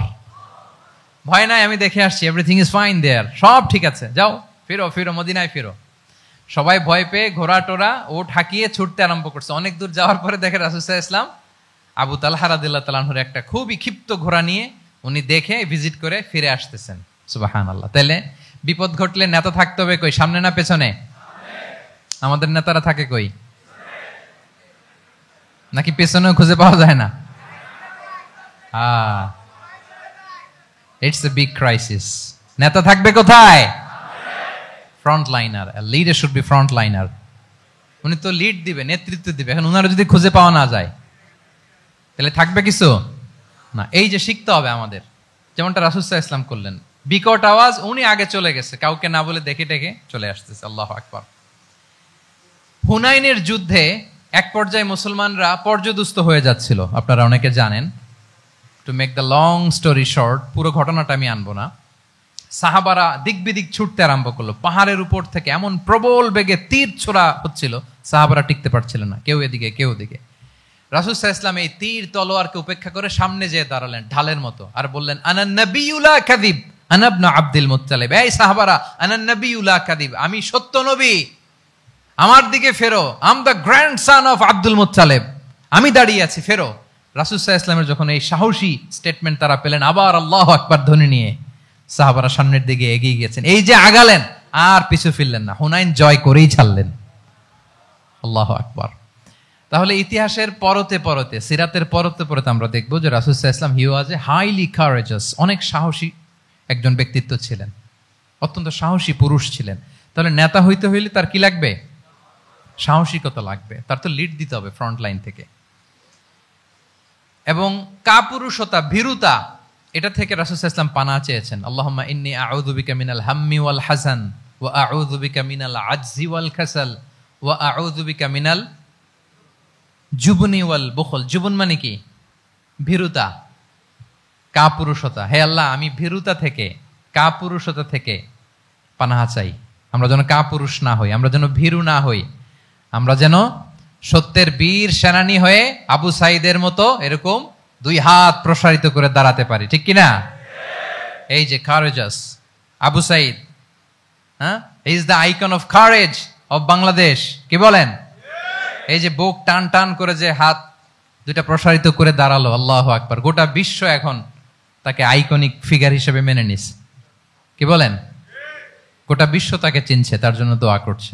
তাহলে courage, it's an essential leadership trade, এটা লাগবে প্রিয় ভাইয়েরা। আল্লাহ তাআলা এই কারেজ, এই সৎ সাহস দিয়ে আমাদেরকে ধন্য করুক। কটা গেল? 6টা। 7 নম্বরে হচ্ছে কনফ্লিক্ট রিজলভিং এবিলিটি, বিরোধ নিষ্পত্তি করার মতো যোগ্যতা থাকতে হবে নেতার। অর্থাৎ নেতা হইতে হবে এমন যে বিরোধকে নিষ্পত্তি করে দিতে পারে, মিটমাট করে দিতে পারে, ঝগড়া লাগলে মিটায়ে দিতে পারে। এটা গুরুত্বপূর্ণ কোয়ালিটি না নেতার জন্য, কি বলেন? রাসূল সাল্লাল্লাহু আলাইহি ওয়াসাল্লামের কিন্তু এটা ছিল, বিরোধ নিষ্পত্তি করা। রাসূল সাল্লাল্লাহু আলাইহি ওয়াসাল্লাম মক্কা থেকে মদিনায় যে 1 ঘন্টায় বছরের পর বছর চলে আসা যুদ্ধ, they use to fight each other, Aws and Khazraj, 1 ঘন্টায় যুদ্ধ থামাই দিয়েছেন। আল্লাহু আকবার। He was a very good mediator and arbitrator. রাসূল সাল্লাল্লাহু আলাইহি ওয়াসাল্লাম অত্যন্ত ভালো মধ্যস্থতাকারী ছিলেন, ভালো মধ্যস্থতাকারী তিনি ছিলেন। তিনি থামিয়ে দিতে পারতেন, বিরোধকে থামাতে পারতেন। আপনারা জানেন যে মক্কায় একবার সম্ভবত অগ্নিকাণ্ডের কারণে কাবা ঘর জ্বলে গিয়েছিল, ধ্বংস হয়েছিল, কিছু অংশ নষ্ট হয়ে গিয়েছিল। কাবাকে রিনোভেট করা হয়েছিল, ফলে কাবার একটা কর্নারে যে ব্ল্যাক স্টোন কর্নার, রুকনুল হাজারিল আসওয়াদ, হাজরে আসওয়াদ পাথরকে সরিয়ে রাখা হয়েছিল। এখন কাবা যখন পুনর্নির্মাণ শেষ, ওই হাজরে আসওয়াদ পাথরকে আবার তার জায়গায় রাখা হবে। কিন্তু কে রাখবে? সবাই রাখতে চায়, সব দলের নেতারা বলে আমরা রাখবো। এক দলের নেতা বলে যে আমি রাখবো, এটা অনেক very prestigious and dignified issue, এই প্রেস্টিজ আমরা কাউকে নিতে দিব না। আরেক দলের নেতা বলে না, আমাদের পাওয়ার বেশি, আমরা রাখবো। আরেক দলের নেতা বলে যে না, এটা আমাদেরই। আরেকজন বলে রক্তের গঙ্গা বইয়ে দিব মক্কায়, কিন্তু এই সম্মান হাত ছাড়া হতে দেব না। এখন জাতীয় 4 নেতা গেছে 4 দিকে, সমাধান তো নাই। পাথর কয়টা? পাথর তো মাত্র একটা। ইন দ্য মিন টাইম রাসূল সাল্লাল্লাহু আলাইহি ওয়াসাল্লাম আসলেন। রাসূল সাল্লাল্লাহু আলাইহি ওয়াসাল্লামকে দেখেই সবাই হ্যাপি, সবাই বলে জা আমিনুন রাদিনা বি, এই তো আলামিন আসছে, ওই ফয়সালা করবে। সুবহানাল্লাহ, এই তো আলামিন আসছে, সেই ফয়সালা করে দিবে আমাদের মধ্যে। আল্লাহ রাসূল সাল্লাল্লাহু আলাইহি ওয়াসাল্লাম বললেন কি হয়েছে? এই ঘটনা। জাতীয় 4 নেতা বলে এই পাথর নিয়ে তারা নিজেরা রাখবে, কাউকে দিবেন। রাসূল সাল্লাল্লাহু আলাইহি ওয়াসাল্লাম বললেন ঠিক আছে, একটা চাদর নিয়ে আসো। চাদর নিয়ে আসা হলো। এবার জাতীয় 4 নেতা চাদরের 4 কর্নার ধরে দাঁড়ালো। রাসূল সাল্লাল্লাহু আলাইহি ওয়াসাল্লাম নিজ হাতে হাজরে আসওয়াদ তুলে চাদরের মাঝখানে রাখলেন। এবার 4 নেতাকে বললেন আসো তোমরা আমার সাথে। তারা আগাতে লাগলো। কাবা ঘরের সামনে যখন আসলো, রাসূল সাল্লাল্লাহু আলাইহি ওয়াসাল্লাম নিজ হাতে, ওনার বরকতময় হাতে আবার হাজরে আসওয়াদ ধরে ঠিক জায়গায় মতো রেখে দিলেন। এতক্ষণ কিন্তু 4 নেতা কি বলছে? কাউরে ধরতে দিব না, কাউকে। কিন্তু এখন চাদরের কোনা ধরেই চাদরের কোনা ধরেই কি happy. This is called conflict resolving ability. একজন নেতার এরকম কনফ্লিক্ট, সমাজে যখন এই ধরনের বিরোধ তৈরি হয়, ঝামেলা তৈরি হয়, মারামারির মতো পরিস্থিতি তৈরি হয়, সংঘাতের মতো একটা সিচুয়েশন হয়, নেতা এটাকে রিজলভ করার ক্যাপাসিটি এবিলিটি তার থাকতে হবে। আল্লাহ রাসূল সাল্লাল্লাহু আলাইহি ওয়াসাল্লামকে আল্লাহ তাআলা এটা দিয়েছিলেন। আল্লাহু আকবার। শুধু বড় বড় জিনিস না, ছোট ছোট জিনিসও করতে হয়। লেটস সে নিজ দলের নেতা কর্মীদের মধ্যে মারামারি, নিজ দেশের ভেতরে মারামারি, দেশের সাথে প্রতিবেশী দেশের বিরোধ, রিজিওনাল সুপার পাওয়ার হলে আশেপাশের অনেকগুলো দেশের মধ্যে বিরোধ, আপনাকে নেতা হয়ে এগুলো মিটমাট করে দিতে হবে। সুপার পাওয়ার যদি হয়ে যান, গোটা বিশ্বের যেখানে ঝামেলা লাগে, দেখেন না বড় বড় মোড়লরা কি করে, ওই কাতারে বসে বসে ওই আফগানিস্তান, তারপর ওই ইসরায়েল, কাতার মিলাই দিচ্ছে, দেখেন না এগুলো নিউজে আপনারা। This is called conflict resolving ability. কনফ্লিক্টকে রিজলভ করতে জানতে হয়। রাসূল সাল্লাল্লাহু আলাইহি ওয়াসাল্লাম এরকম রাষ্ট্রীয় পর্যায়ে, বড় বড় সামাজিক পর্যায়ে, এমনকি ফ্যামিলি অ্যাফেয়ার্সের মধ্যে যত বিরোধ লাগতো রাসূল সাল্লাল্লাহু আলাইহি ওয়াসাল্লাম মিলাই দিতেন। আল্লাহু আকবার। ফ্যামিলি কাউন্সিলিং, এজন্য প্রত্যেক ইমাম খতিবদের এই কাউন্সিলিং এর উপর ট্রেনিং নেওয়া দরকার। আমাদের পরিবারগুলো ভেঙে যাচ্ছে, পরিবারগুলো কি হচ্ছে, ভেঙে যাচ্ছে। আমি পশ্চিমা দেশে আমাদের অনেক স্কলারদের দেখেছি যারা ইমাম এবং খতিব, তাদের আলাদা করে উইকলি 7 ঘন্টা 8 ঘন্টা 10 ঘন্টা এরকম রাখতে হয় ফ্যামিলি কাউন্সিলিং এর জন্য। যাদের মধ্যে বিরোধ, হাজব্যান্ড ওয়াইফের ঝামেলা চলতেছে, উনি কাউন্সিলিং করে। এটা খুব জরুরি। আল্লাহ রাসূল সাল্লাল্লাহু আলাইহি ওয়াসাল্লাম এটা করতেন, সাহাবাদের মধ্যে করতেন, ইভেন নিজের স্ত্রীদের মধ্যেও করতেন। সহিহ বুখারীতে এসেছে ওনার স্ত্রীদের মধ্যে 2টা গ্রুপ ছিল। পজিটিভলি নেন, 2টা গ্রুপ, আবার এটা ওই গ্রুপ মনে করেন না। অর্থাৎ মানবিক কারণে সামান্য যে জেলাসি থাকে এক স্ত্রীর সাথে আরেক স্ত্রীর, এটা তো খুব স্বাভাবিক। তো ওই ওনাদের মধ্যে একসাথে তো অ্যাট এ টাইমে খুব সম্ভবত 9 জন স্ত্রী বেঁচে ছিলেন। হাফসা রাদিয়াল্লাহু তাআলা আনহাকে কেন্দ্র করে একটা গ্রুপ, আয়েশা রাদিয়াল্লাহু তাআলা আনহাকে কেন্দ্র করে একটা গ্রুপ। তাদের মধ্যে অনেক কথাবার্তা, কিছু মানবিক কারণে যেগুলো হয়, এটা কিন্তু ছিল। রাসূল সাল্লাল্লাহু আলাইহি ওয়াসাল্লাম প্রায় ওনাদেরকে নিয়ে বসে এগুলো রিজলভ করে দিতেন। ওনার নিজের কন্যা ফাতেমা রাদিয়াল্লাহু তাআলা আনহার সাথে আলী রাদিয়াল্লাহু তাআলা আনহার যদি মনোমালিন্যের ঘটনা ঘটতো, এগুলো উনি রিজলভ করে দিতেন। এবং খুব কাছাকাছি ছিল কিন্তু ঘর। যারা মদিনায় মাআরিদুস সিরান নাবাবিয়া ওগুলোতে গিয়েছেন, দেখবেন যে রাসূল সাল্লাল্লাহু আলাইহি ওয়াসাল্লামের ঘরের পাশেই অন্যান্য স্ত্রীদের ঘরগুলো একটার পর একটা, পাশেই ফাতেমা রাদিয়াল্লাহু তাআলা আনহার ঘর। একবার তিনি দুপুরবেলা ফাতেমা রাদিয়াল্লাহু তাআলা আনহার ঘরে গেলেন, যে দেখেন যে ঘরে আলী রাদিয়াল্লাহু তাআলা আনহু নেই। তো জিজ্ঞেস করলেন যে তোমার হাজবেন্ড কোথায়, আইনা ইবনু আম্মি, কোথায়, আলী কোথায়? তো বললেন যে কানা বাইনি ওয়া বাইনাহু শাই, আমাদের মধ্যে একটু ঝগড়াঝাটি হয়েছে আর কি, মনোমালিন্য হয়েছে। ফাগাদাবানি, উনি একটু রেগে গেছেন আমার উপর। ফাখারাজা ফালাম ইয়াকিল ইনদি, প্রত্যেকদিন খাওয়ার পরে তো এখানেই কাইলুলা করে, আজকার ঘরে কাইলুলা করে নাই, কই যেন চলে গেছে। তো কোথায় গেল? রাসূল সাল্লাল্লাহু আলাইহি ওয়াসাল্লাম লোক পাঠালো, খুঁজে দেখো আলী কোথায়। আলী রাদিয়াল্লাহু তাআলা আনহু উনি মনের কষ্ট নিয়ে মসজিদে নববীর মধ্যে শুয়ে আছেন। রাসূল সাল্লাল্লাহু আলাইহি ওয়াসাল্লাম খুঁজতে খুঁজতে মসজিদে নববীর ভেতরে গেলেন, দেখলেন যে উনি যে শুয়ে আছে, ওনার গায়ের জামাটা এক পাশে পড়ে আছে আর বালুর মধ্যে ওনার শরীর পড়ে আছে। তো উনি ডাকলেন কুম ইয়া আবা তুরাব, কুম ইয়া আবা তুরাব, মানে হে বালির বাবা আলী, বালির বাবা আলী ওঠো ওঠো। মজা করে বললেন যে ইয়া আবা তুরাব, যেহেতু বালি লেগে আছে গায়ে, বালির বাবা আলী ওঠো। ওখান থেকে ধরে এনে ফাতেমা রাদিয়াল্লাহু তাআলা আনহার কাছে নিয়ে আসে, দুইজনকে পাশে বসিয়ে এই যে আবার মিটমাট। এটা ছিল রাসূল সাল্লাল্লাহু আলাইহি ওয়াসাল্লামের ডেইলি বেসিসে একটা অ্যাক্টিভিটি। কনফ্লিক্ট তিনি রিজলভ করে দিতেন। সহিহ বুখারীতে একটা অধ্যায় আছে, কিতাবুস সুলহি ফিল বুখারীতে, বুখারীতে আছে কিতাবুস সুলহ, এটার নাম, অধ্যায়টার নাম হচ্ছে কিতাবুস সুলহ, মানে মীমাংসা করে দেওয়ার অধ্যায়।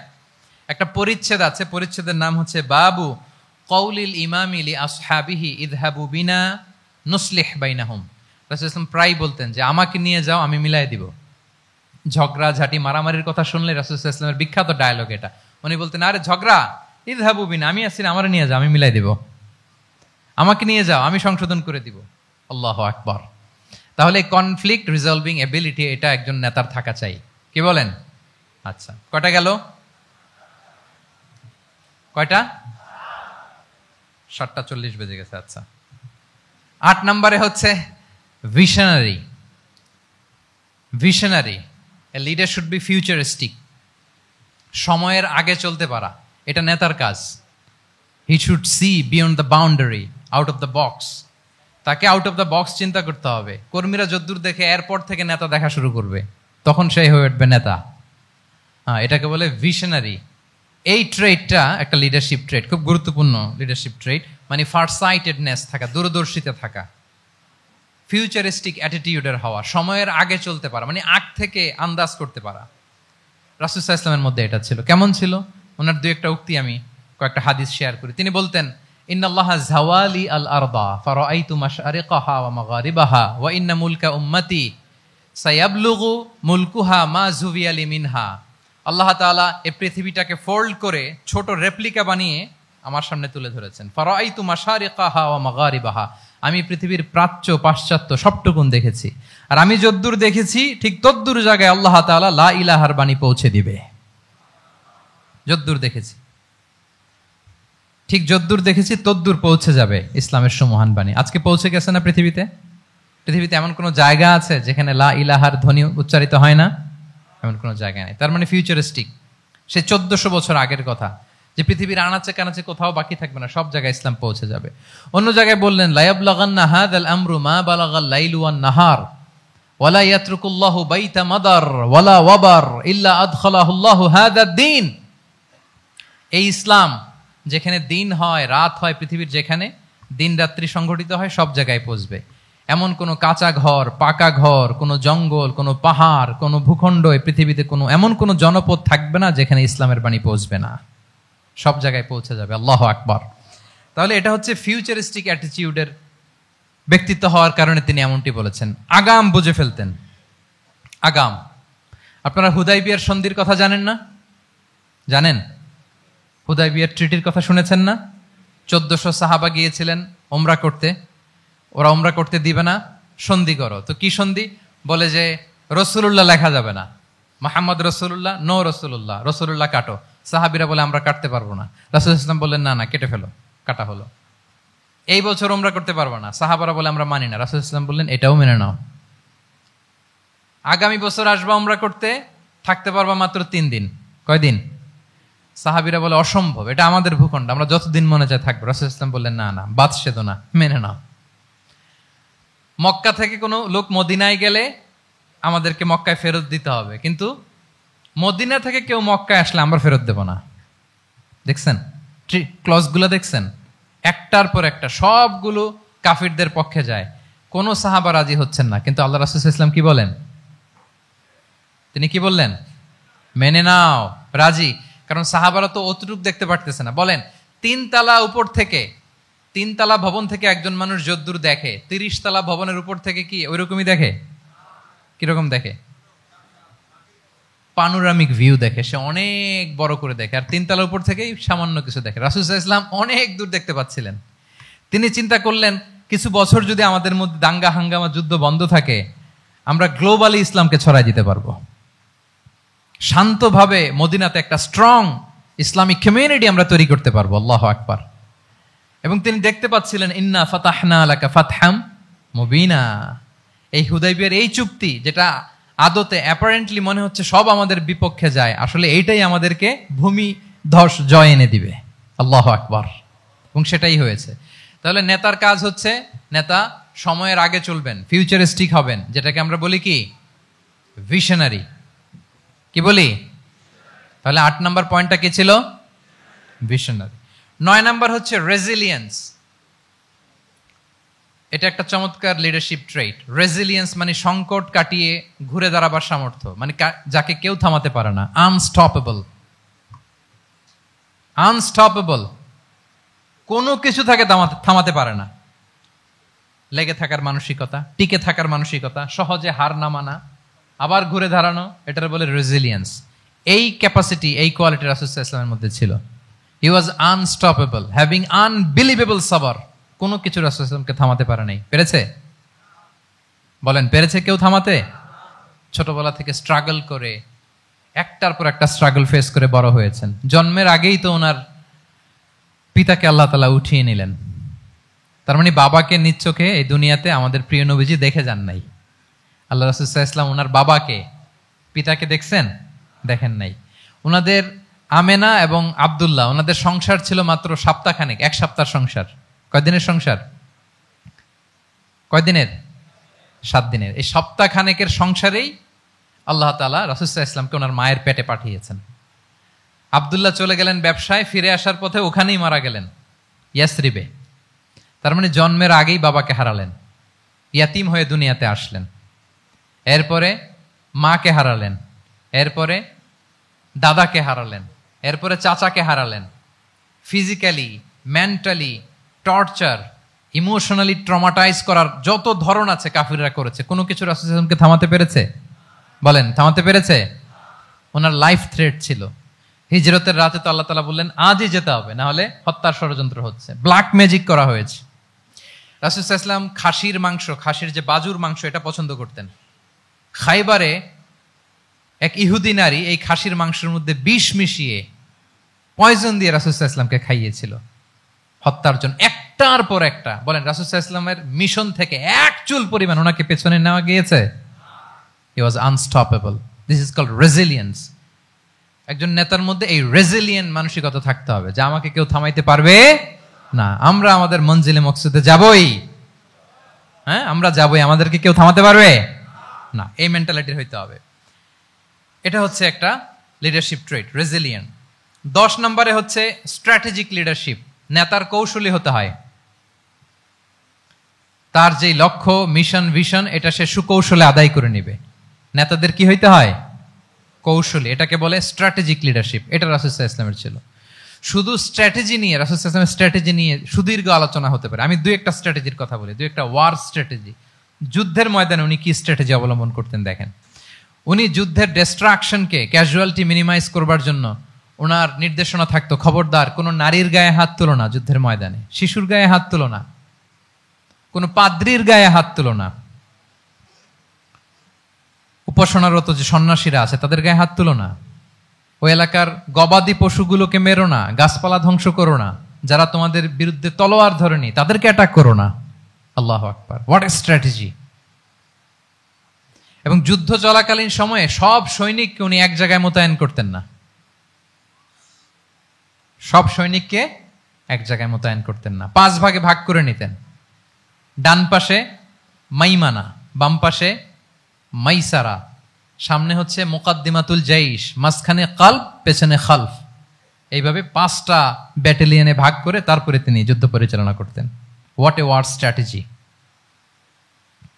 বদরের যুদ্ধে যখন পৌঁছলেন, মক্কা থেকে মদিনা থেকে 130 কিলোমিটার দূরে, দূরে আফসা দেখা যায়, মরিচিকার মধ্যে দেখা যায় ওই যে মুশরিকরা ওখানে আসছে, কিন্তু তারা কতজন এটা তো বোঝা যায় না।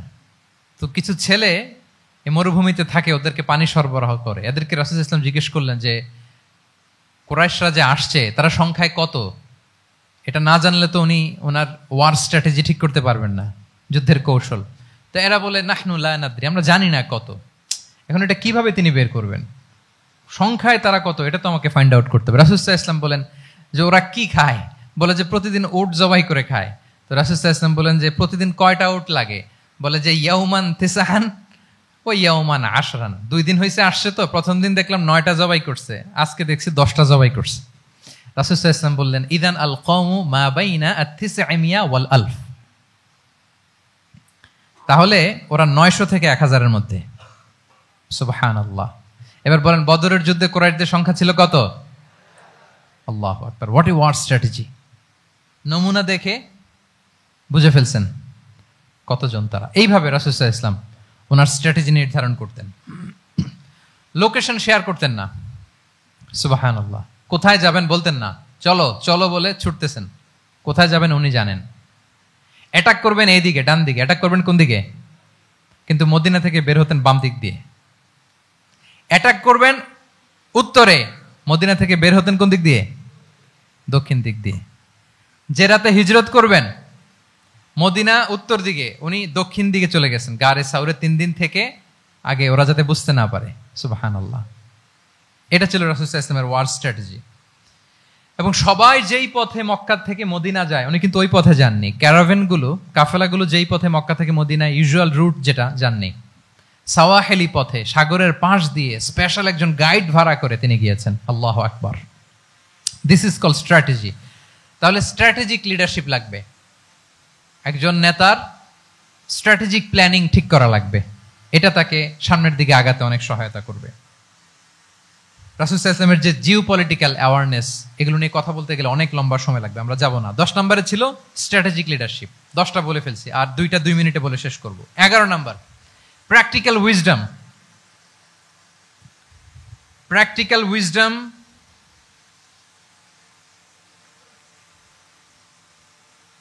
এটা হচ্ছে 11 নম্বর পয়েন্ট। অর্থাৎ প্রজ্ঞা থাকতে হবে। একজন নেতা যে ডিসিশনগুলো সে মেক করবে, এটা প্রজ্ঞায় সুসজ্জিত হইতে হবে। আল্লাহ রাসূল সাল্লাল্লাহু আলাইহি ওয়া আলিহি ওয়াসাল্লামের যতগুলো সিদ্ধান্ত ছিল, কাজ ছিল, কোনোটাই প্রজ্ঞা থেকে খালি ছিল না, সবগুলো ছিল প্রজ্ঞায় সমৃদ্ধ। ভুরি ভুরি উদাহরণ হাজির করা যেতে পারে। আমি 2টা উদাহরণ দেই, মাক্কি জীবনের একটা উদাহরণ দেই, মাক্কান এরার একটা উদাহরণ। রাসূল সাল্লাল্লাহু আলাইহি ওয়াসাল্লাম মক্কাতে নবুয়তের 5ম বছরে যখন নও-মুসলিম সাহাবাদের উপর অত্যাচারের মাত্রা মারাত্মক বেড়ে গেল, রাসূল সাল্লাল্লাহু আলাইহি ওয়াসাল্লাম সাহাবাদেরকে হিজরতে পাঠালেন। বলেন তো কোথায় পাঠিয়েছিলেন? সবাই বলুন। আবিসিনিয়াতে, বর্তমান ইথিওপিয়া, ইরিত্রিয়া, ওই এরিয়াতে আবিসিনিয়াতে তিনি পাঠালেন। বললেন যে দেয়ার ওয়াজ এ জাস্ট কিং আসহামা নেগাস। বললেন যে ওখানে আবিসিনিয়াতে যাও, ওখানে আসহামা নামে নাজ্জাশী একজন বাদশা আছে, খুব ভালো। তাদেরকে পাঠালেন নবুয়তের 5ম বছরে। যেতে লাগলো, এক এক সময় এক এক সাহাবী যায়, যে ওখানে বড় একটা বেস তৈরি হলো, মুসলিম কমিউনিটি তৈরি হলো। এরপর 13 বছর পরে মাক্কি জিন্দেগির 13 বছর শেষ করে নবুয়তে রাসূল ইসলাম কোথায় চলে গেলেন? মদিনায়। মদিনায় যে রাসূল ইসলাম একটা ইসলামী স্টেট তিনি প্রতিষ্ঠা করলেন। প্রথম হিজরি যায়, দ্বিতীয় হিজরি যায়, একটার পর একটা যুদ্ধ যায়, মুসলিম কমিউনিটি বাড়ে, কমপ্লিট ইসলামিক স্টেট হয়ে যায়। কিন্তু ওই আবিসিনিয়া থেকে ওই গ্রুপ আর ফিরে না। নবুয়তের 5ম বছরে যে গ্রুপকে রাসূল সাল্লাল্লাহু আলাইহি ওয়াসাল্লাম জাফর ইবনে আবু তালেবের নেতৃত্বে আবিসিনিয়ায় পাঠিয়েছিলেন, তারা মদিনায় কোন হিজরিতে আসছে জানেন? এইটা যদি কেউ উত্তর দিতে পারে তাহলে বুঝবো he is very genius in সিরাত। কত জোরে? নবম, সপ্তম? মাশাআল্লাহ। কয়জন বলছে? এটা জানতেন কে কে? হাত তোলেন। মাশাআল্লাহ, অনেক জিনিয়াস আছে তো এখানে। হ্যাঁ, লটস অফ জিনিয়াস। মাশাআল্লাহ, মাশাআল্লাহ, তাবারাকাল্লাহ। জি, 7ম হিজরিতে এসেছিলেন জাফর ইবনে আবি তালেবের নেতৃত্বে। এখানে হিকমা, রাসূল সাল্লাল্লাহু আলাইহি ওয়াসাল্লামের উইজডমের ব্যাপারটা হচ্ছে, রাসূল সাল্লাল্লাহু আলাইহি ওয়াসাল্লাম আছেন মদিনাতে, একের পর এক কোরআনের আয়াত নাজিল হচ্ছে, আহকামগুলো সাহাবারা প্র্যাকটিস করতেছে, মসজিদে নববী হলো, ইসলামিক স্টেট হলো, বদরের যুদ্ধ হলো, উহুদ হলো, খন্দক হয়ে গেল, সব হয়ে যায়। কিন্তু ওনারা ফিরেন না কেন? ওনারা ফিরলেন সেই 7ম হিজরিতে খায়বার বিজয়ের পরে। এবং যেদিন জাফর ইবনে আবি তালেব আবিসিনিয়া থেকে সবাইকে নিয়ে ফিরলেন, রাসূল ইসলাম এত খুশি হলেন, উনি বললেন বিআইয়িহিমা আনা লা আদরি বিআইয়িহিমা আনা আফরাহ বিফাতহি খাইবার আও বিকুদুমি জাফর। আজকে কোনটাতে আমি বেশি হ্যাপি আমি জানি না, আমার ভাই জাফরকে পেয়ে নাকি খাইবার বিজয়ের কারণে। আমি কনফিউশনে পড়ে গেছি যে এইটাতে বেশি খুশি হইলাম নাকি ওইটাতে। এর কারণ হচ্ছে রাসূল ইসলাম অপেক্ষা করতেছিলেন যে মদিনা এই স্টেটটাকে আগে ইন্টারনাল এবং এক্সটার্নাল যত থ্রেট হতে পারে সবগুলো থেকে আগে সেফ জোন বানাতে হবে। এমনও হতে পারে মদিনা হাতছাড়া হয়ে যেতে পারে। মদিনা যদি হাতছাড়া হয়, মদিনা থেকেও যদি আমার হিজরত করা লাগে, আমি কই যাব? ওইটারে সেকেন্ড বেস, প্ল্যান বি হিসেবে রেখে দিয়েছিলেন যে জাফর তুমি আইসো না, তুমি থাকো, নতুন নতুন যা আয়াত আসবে আমি সাহাবী দিয়ে এই বিধানগুলো পাঠাবো, ওখানে প্র্যাকটিস করতে থাকো, ইউ উইল বি ফাইন দেয়ার, থাকো, আশা লাগবে না। থাকতে থাকতে 7ম হিজরি পর্যন্ত, খন্দকের যুদ্ধের মাধ্যমে যখন কুরাইশদের 20 দাঁত ভেঙে দেওয়া হলো, 7ম হিজরিতে যখন খায়বার দুর্গ বিজয় হয়ে গেল, now Islam came as a regional super power. রাসূল ইসলাম বুঝলেন আর ইন্টারনাল থ্রেটও নাই, এক্সটার্নাল থ্রেটও নাই, এবার আর কোনো টেনশন নাই।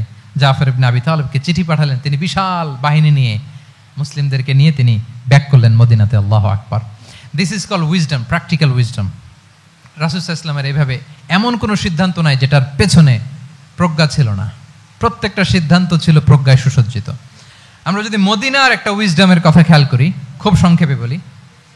মদিনাতে আল্লাহ রাসূল সাল্লাল্লাহু আলাইহি ওয়া আলিহি ওয়াসাল্লাম, মদিনার সোসাইটিতে মুনাফিক কারা বলেন তো? এটা কি রাসূল সাল্লাল্লাহু আলাইহি ওয়াসাল্লাম জানতেন না? জানতেন কিনা বলেন? এই জানাটা কি ধারণা বেজ, মানে মনে হয় ও মুনাফিক এরকম, নাকি গাইডেড বাই ওয়াহি, গাইডেড বাই রেভেলেশন, স্বয়ং আল্লাহ তাআলা জানিয়ে দিয়েছেন। এরপরও কোনোদিন রাসূল সাল্লাল্লাহু আলাইহি ওয়াসাল্লাম মানুষের সামনে কাউকে মুনাফিক বলে পরিচয় করিয়ে দেন নাই। মদিনার সোসাইটিতে কেউ জানতো না, বুঝতে পারতো আচরণ মুনাফিকের মতো, কিন্তু রাসূল সাল্লাল্লাহু আলাইহি ওয়াসাল্লাম কখনো বলেন নাই যে ও মুনাফিক। কখনো বলছেন? বলেন নাই। চিন্তা করছেন?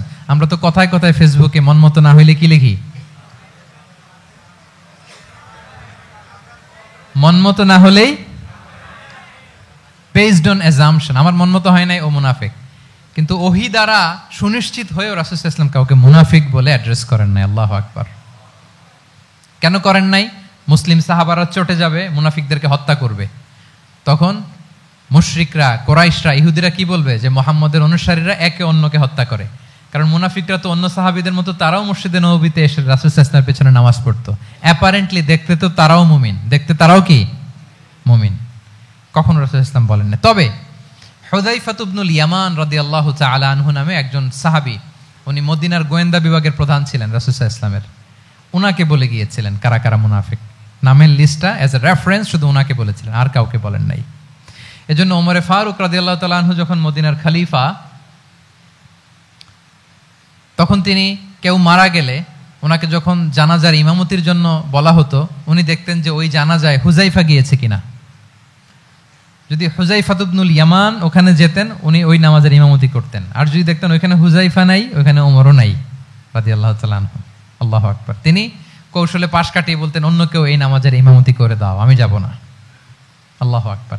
তাহলে রাসূল সাল্লাল্লাহু আলাইহি ওয়াসাল্লামের উইজডম দেখেন, তিনি কমিউনিটির মধ্যে ইউনিটি ধরে রাখার জন্য কখনো মুনাফিকদের নাম বাই নেম তাদেরকে চিনতেন, কখনো ডিসক্লোজ করেন নাই। আল্লাহু আকবার। This is called wisdom. তাহলে 11 নম্বর কি ছিল? Practical wisdom.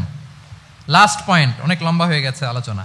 শেষ নাম্বার হচ্ছে 12 নম্বর হচ্ছে, লাস্ট পয়েন্ট হচ্ছে succession management. A good leader produces a good leader. A true leader produces a true leader. একজন ভালো নেতা, সে ভালো নেতা তৈরি করে। কি বলেন? একজন যোগ্য নেতা আরো যোগ্য উত্তরসূরি তৈরি করে। ঠিক কিনা বলেন? আমি শুধু নেতা, নেতৃত্বের সব গুণ আমার মধ্যে খালি হাবুডুবু খায়, আমি কাউরে নেতা বানাতে পারলাম না, তো আমি চলে যাওয়ার পরে আমার দল চালাবে কে? আমার দেশ চালাবে কে? এই উম্মাহকে নেতৃত্ব দিবে কে? রাসূল সাল্লাল্লাহু আলাইহি ওয়াসাল্লাম নিজে যেমনি অনুসরণীয় নেতা ছিলেন, অনুকরণীয় নেতৃত্ব দিয়েছেন, তিনি এরকম নেতৃত্ব তৈরিও করে গিয়েছেন। ঠিক কিনা বলেন? আল খোলাফা আর রশিদিন আল মাহদিয়িন, তাদের কথা যদি খেয়াল করেন, আবু বকর রাদিয়াল্লাহু তাআলা আনহুর ব্যাপারে তো ওনার প্রচ্ছন্ন কিছু ইঙ্গিতও ছিল। ওনার অবর্তমানে নামাজ পড়িয়েছে কে মসজিদে নববীতে? আবু বকর রাদিয়াল্লাহু তাআলা আনহু। ওনার হজ পালনের আগে হজের জন্য পাঠিয়েছিলেন কাকে? নবম হিজরিতে আবু বকর রাদিয়াল্লাহু তাআলা। এগুলো ছিল প্রচ্ছন্ন ইঙ্গিত। এবং সাকিফায়ে বনু সাঈদাতে ওমরে ফারুক বললেন যে আপনাকেই আমরা নেতা মানি, সবাই এক বাক্যে মেনে নিল। আজও ওই জায়গাটা মসজিদে নববীর এক পাশে সাকিফায়ে বনু সাঈদার বড় সাইনবোর্ড আছে, ওখানে বিকেলবেলা আনসারী সাহাবারা বসে গল্প করতেন। ওই জায়গাতে আবু বকর রাদিয়াল্লাহু তাআলা আনহুর খলিফা নির্বাচনের ব্যাপারটা ঘটেছিল। উনি ওসিয়ত করে গিয়েছিলেন ওমরে ফারুক রাদিয়াল্লাহু তাআলা আনহু খলিফা হবেন। ওমরে ফারুককে যখন অ্যাসাসিনেশন করা হলো, উনি একটা প্যানেল করে দিয়ে গেলেন। সেখান থেকে ওসমান রাদিয়াল্লাহু তাআলা আনহু হলেন। ওসমান রাদিয়াল্লাহু তাআলা আনহুর হত্যা পরবর্তী উদ্ভূত পরিস্থিতিতে আলী রাদিয়াল্লাহু তাআলা আনহু হলেন। একজনের চেয়ে আরেকজন শ্রেষ্ঠ, একজনের চাইতে আরেকজনের মানাকে অসাধারণ, অসাধারণ। এই যে নেতৃত্ব রাসূল সাল্লাল্লাহু আলাইহি ওয়াসাল্লাম এটা জীবদ্দশায় তৈরি করেছেন। যার যেখানে ক্যাপাসিটি দেখেছেন তাকে ওই দিকে উদ্বুদ্ধ করেছেন। যার মধ্যে যুদ্ধের ব্যাপারে জ্ঞান দেখেছেন তাকে যুদ্ধের সেনাপতি বানিয়েছেন। Khalid bin Walid, chief of the Muslim military, মুসলিম বাহিনীর সেনাপ্রধান ছিলেন কে? খালিদ বিন ওয়ালিদ। ওনার দিয়ে কখনো কবিতা লিখতে পাঠাইছেন রাসূল সাল্লাল্লাহু আলাইহি ওয়াসাল্লাম, কিন্তু হাসান বিন সাবেতকে দিয়ে কি করছেন? শুধু কি কবিতা লেখানো, ওনার মিম্বরের পাশে মসজিদে নববীতে আরেকটা মিম্বর বানাই দিয়েছেন, স্টেজ, যে তুমি এখানে দাঁড়িয়ে এমন জ্বালাময়ী কবিতা লিখবে যেন গুজবাম হয় মুসলমানদের, জিহাদের ময়দানের জন্য ঝাঁপিয়ে পড়ে। তাহলে খালিদ বিন ওয়ালিদকে দিয়ে এক কাজ করিয়েছেন, হাসান বিন সাবিতকে দিয়ে আরেক কাজ করিয়েছেন। মুআদ ইবনে জাবাল রাদিয়াল্লাহু তাআলা আনহু প্রশাসনিক কার্যক্রম ভালো বুঝতেন। মদিনা রাষ্ট্রের সবচাইতে বড় সিনিয়র আমলা ছিলেন মুআদ ইবনে জাবাল, ইয়ামানের গভর্নর করে পাঠিয়েছেন। ওনার এটাতে যোগ্যতা ছিল। যার যেখানে তিনি প্রতিভা দেখেছেন ইসলামের কল্যাণে রাসূল সাল্লাল্লাহু আলাইহি ওয়াসাল্লাম ওই প্রতিভাগুলোকে কাজে লাগিয়েছেন। এইভাবে ওনার সাকসেশন ম্যানেজমেন্টকে উনি গড়ে তুলেছেন। ফলে ওনার পরবর্তীতে বছরের পর বছর ইসলামী নেতৃত্বের হাল ধরতে মুসলিম উম্মার বেগ পেতে হয় নাই, ঠিক কিনা বলেন? তাহলে a good leader, a true leader produces a good leader. একজন সফল নেতা সে এরকম আরো অনেক সফল নেতৃত্ব তৈরি করে যায়, তাহলেই তার নেতৃত্ব সামনের দিকে আগাতে থাকে। তাহলে সর্বশেষ পয়েন্টটা কি ছিল? Succession management. 12টা জিজ্ঞেস করলে বলা যাবে? হ্যাঁ, নোট করে রাখছেন বোধহয় না? খুব খুশি হয়েছে আমি, মাশাআল্লাহ। শ্রোতা যদি ভালো হয়, শ্রোতা যদি দেখি যে না আমার সাথে সাথে মাথা নাড়ায়, রেসপন্স করে, উত্তর দেয়, তখন কথা বলতেও ভালো লাগে। মানে এত গরমের মধ্যে, এত কষ্টে, অল আর সোয়েটিং, বাট এত মনোযোগের সাথে আপনারা শুনেছেন, আল্লাহ তাআলা আপনাদেরকে কবুল করুক। আচ্ছা, আমরা একটু রিক্যাপ করি। 1 নম্বরে কি ছিল? আচ্ছা, 2 নম্বরে সবাই বলতেছে তো, আসলে কি বলতেছে বোঝাও যাচ্ছে না, ঠিক আছে। 3 নম্বরে কম্প্যাশন, 4 নম্বরে ইন্টিগ্রিটি, 5 নম্বরে গুড রিলেশন উইথ ফলোয়ার্স, 6 নম্বরে, 7 নম্বরে, 8 নম্বরে, 9 নম্বরে রেজিলিয়েন্স, 10 নম্বরে মাশাআল্লাহ, সব শেষে 11 নম্বরে প্র্যাকটিক্যাল উইজডম, সব শেষে মাশাআল্লাহ। যুগোপযোগী নেতৃত্বের জন্য, যুগোপযোগী নেতৃত্ব তৈরি করবার জন্য রাসূল সাল্লাল্লাহু আলাইহি ওয়াসাল্লামের এই যে লিডারশিপ ট্রেট, লিডারশিপ ফিচার্স, লিডারশিপ কোয়ালিটি, ওনার যে নেতৃত্বের ধরন আমরা জানলাম, এগুলো থেকে আমাদের অনেক শেখার আছে, অনেক নেয়ার আছে। আমরা চাইবো আমাদের আগামী নেতৃত্ব আল্লাহ রাসূল সাল্লাল্লাহু আলাইহি ওয়াসাল্লামের এই লিডারশিপ ট্রেট থেকে উপকৃত হবে। তারা এগুলো স্টাডি করবে, এখান থেকে তারা তাদের নিজেদের নেতৃত্বকে সাজাবে। আল্লাহ তাআলা আমাদের সবাইকে কথাগুলো বোঝা আর আমল করার তৌফিক দান করুক। আমি আবারও মিনার চট্টগ্রাম বিশ্ববিদ্যালয়কে অন্তরের অন্তঃস্থল থেকে শুভেচ্ছা জানাই এরকম চমৎকার প্রোগ্রামের আয়োজন করবার জন্য। ইউনিভার্সিটি অথরিটিকে আমি শুভেচ্ছা জানাই এবং আমার মাথার তাজ সম্মানিত শিক্ষক মণ্ডলীকে শুভেচ্ছা জানাই এবং প্রিয় শিক্ষার্থী বন্ধুদেরকে আবারও প্রাণঢাল অভিনন্দন জানিয়ে রাসূল সাল্লাল্লাহু আলাইহি ওয়াসাল্লামের নেতৃত্বের উপর প্রফিটিক লিডারশিপ টপিকে এই আলোচনা আমি এখানেই শেষ করছি। হাদা মা ইনদি ওয়াল ইলমু ইনদাল্লাহি আলাইহি তাওয়াক্কালতু ওয়া ইলাইহি উনীব। ওয়াসসালামু আলাইকুম ওয়া রাহমাতুল্লাহি ওয়া বারাকাতুহু।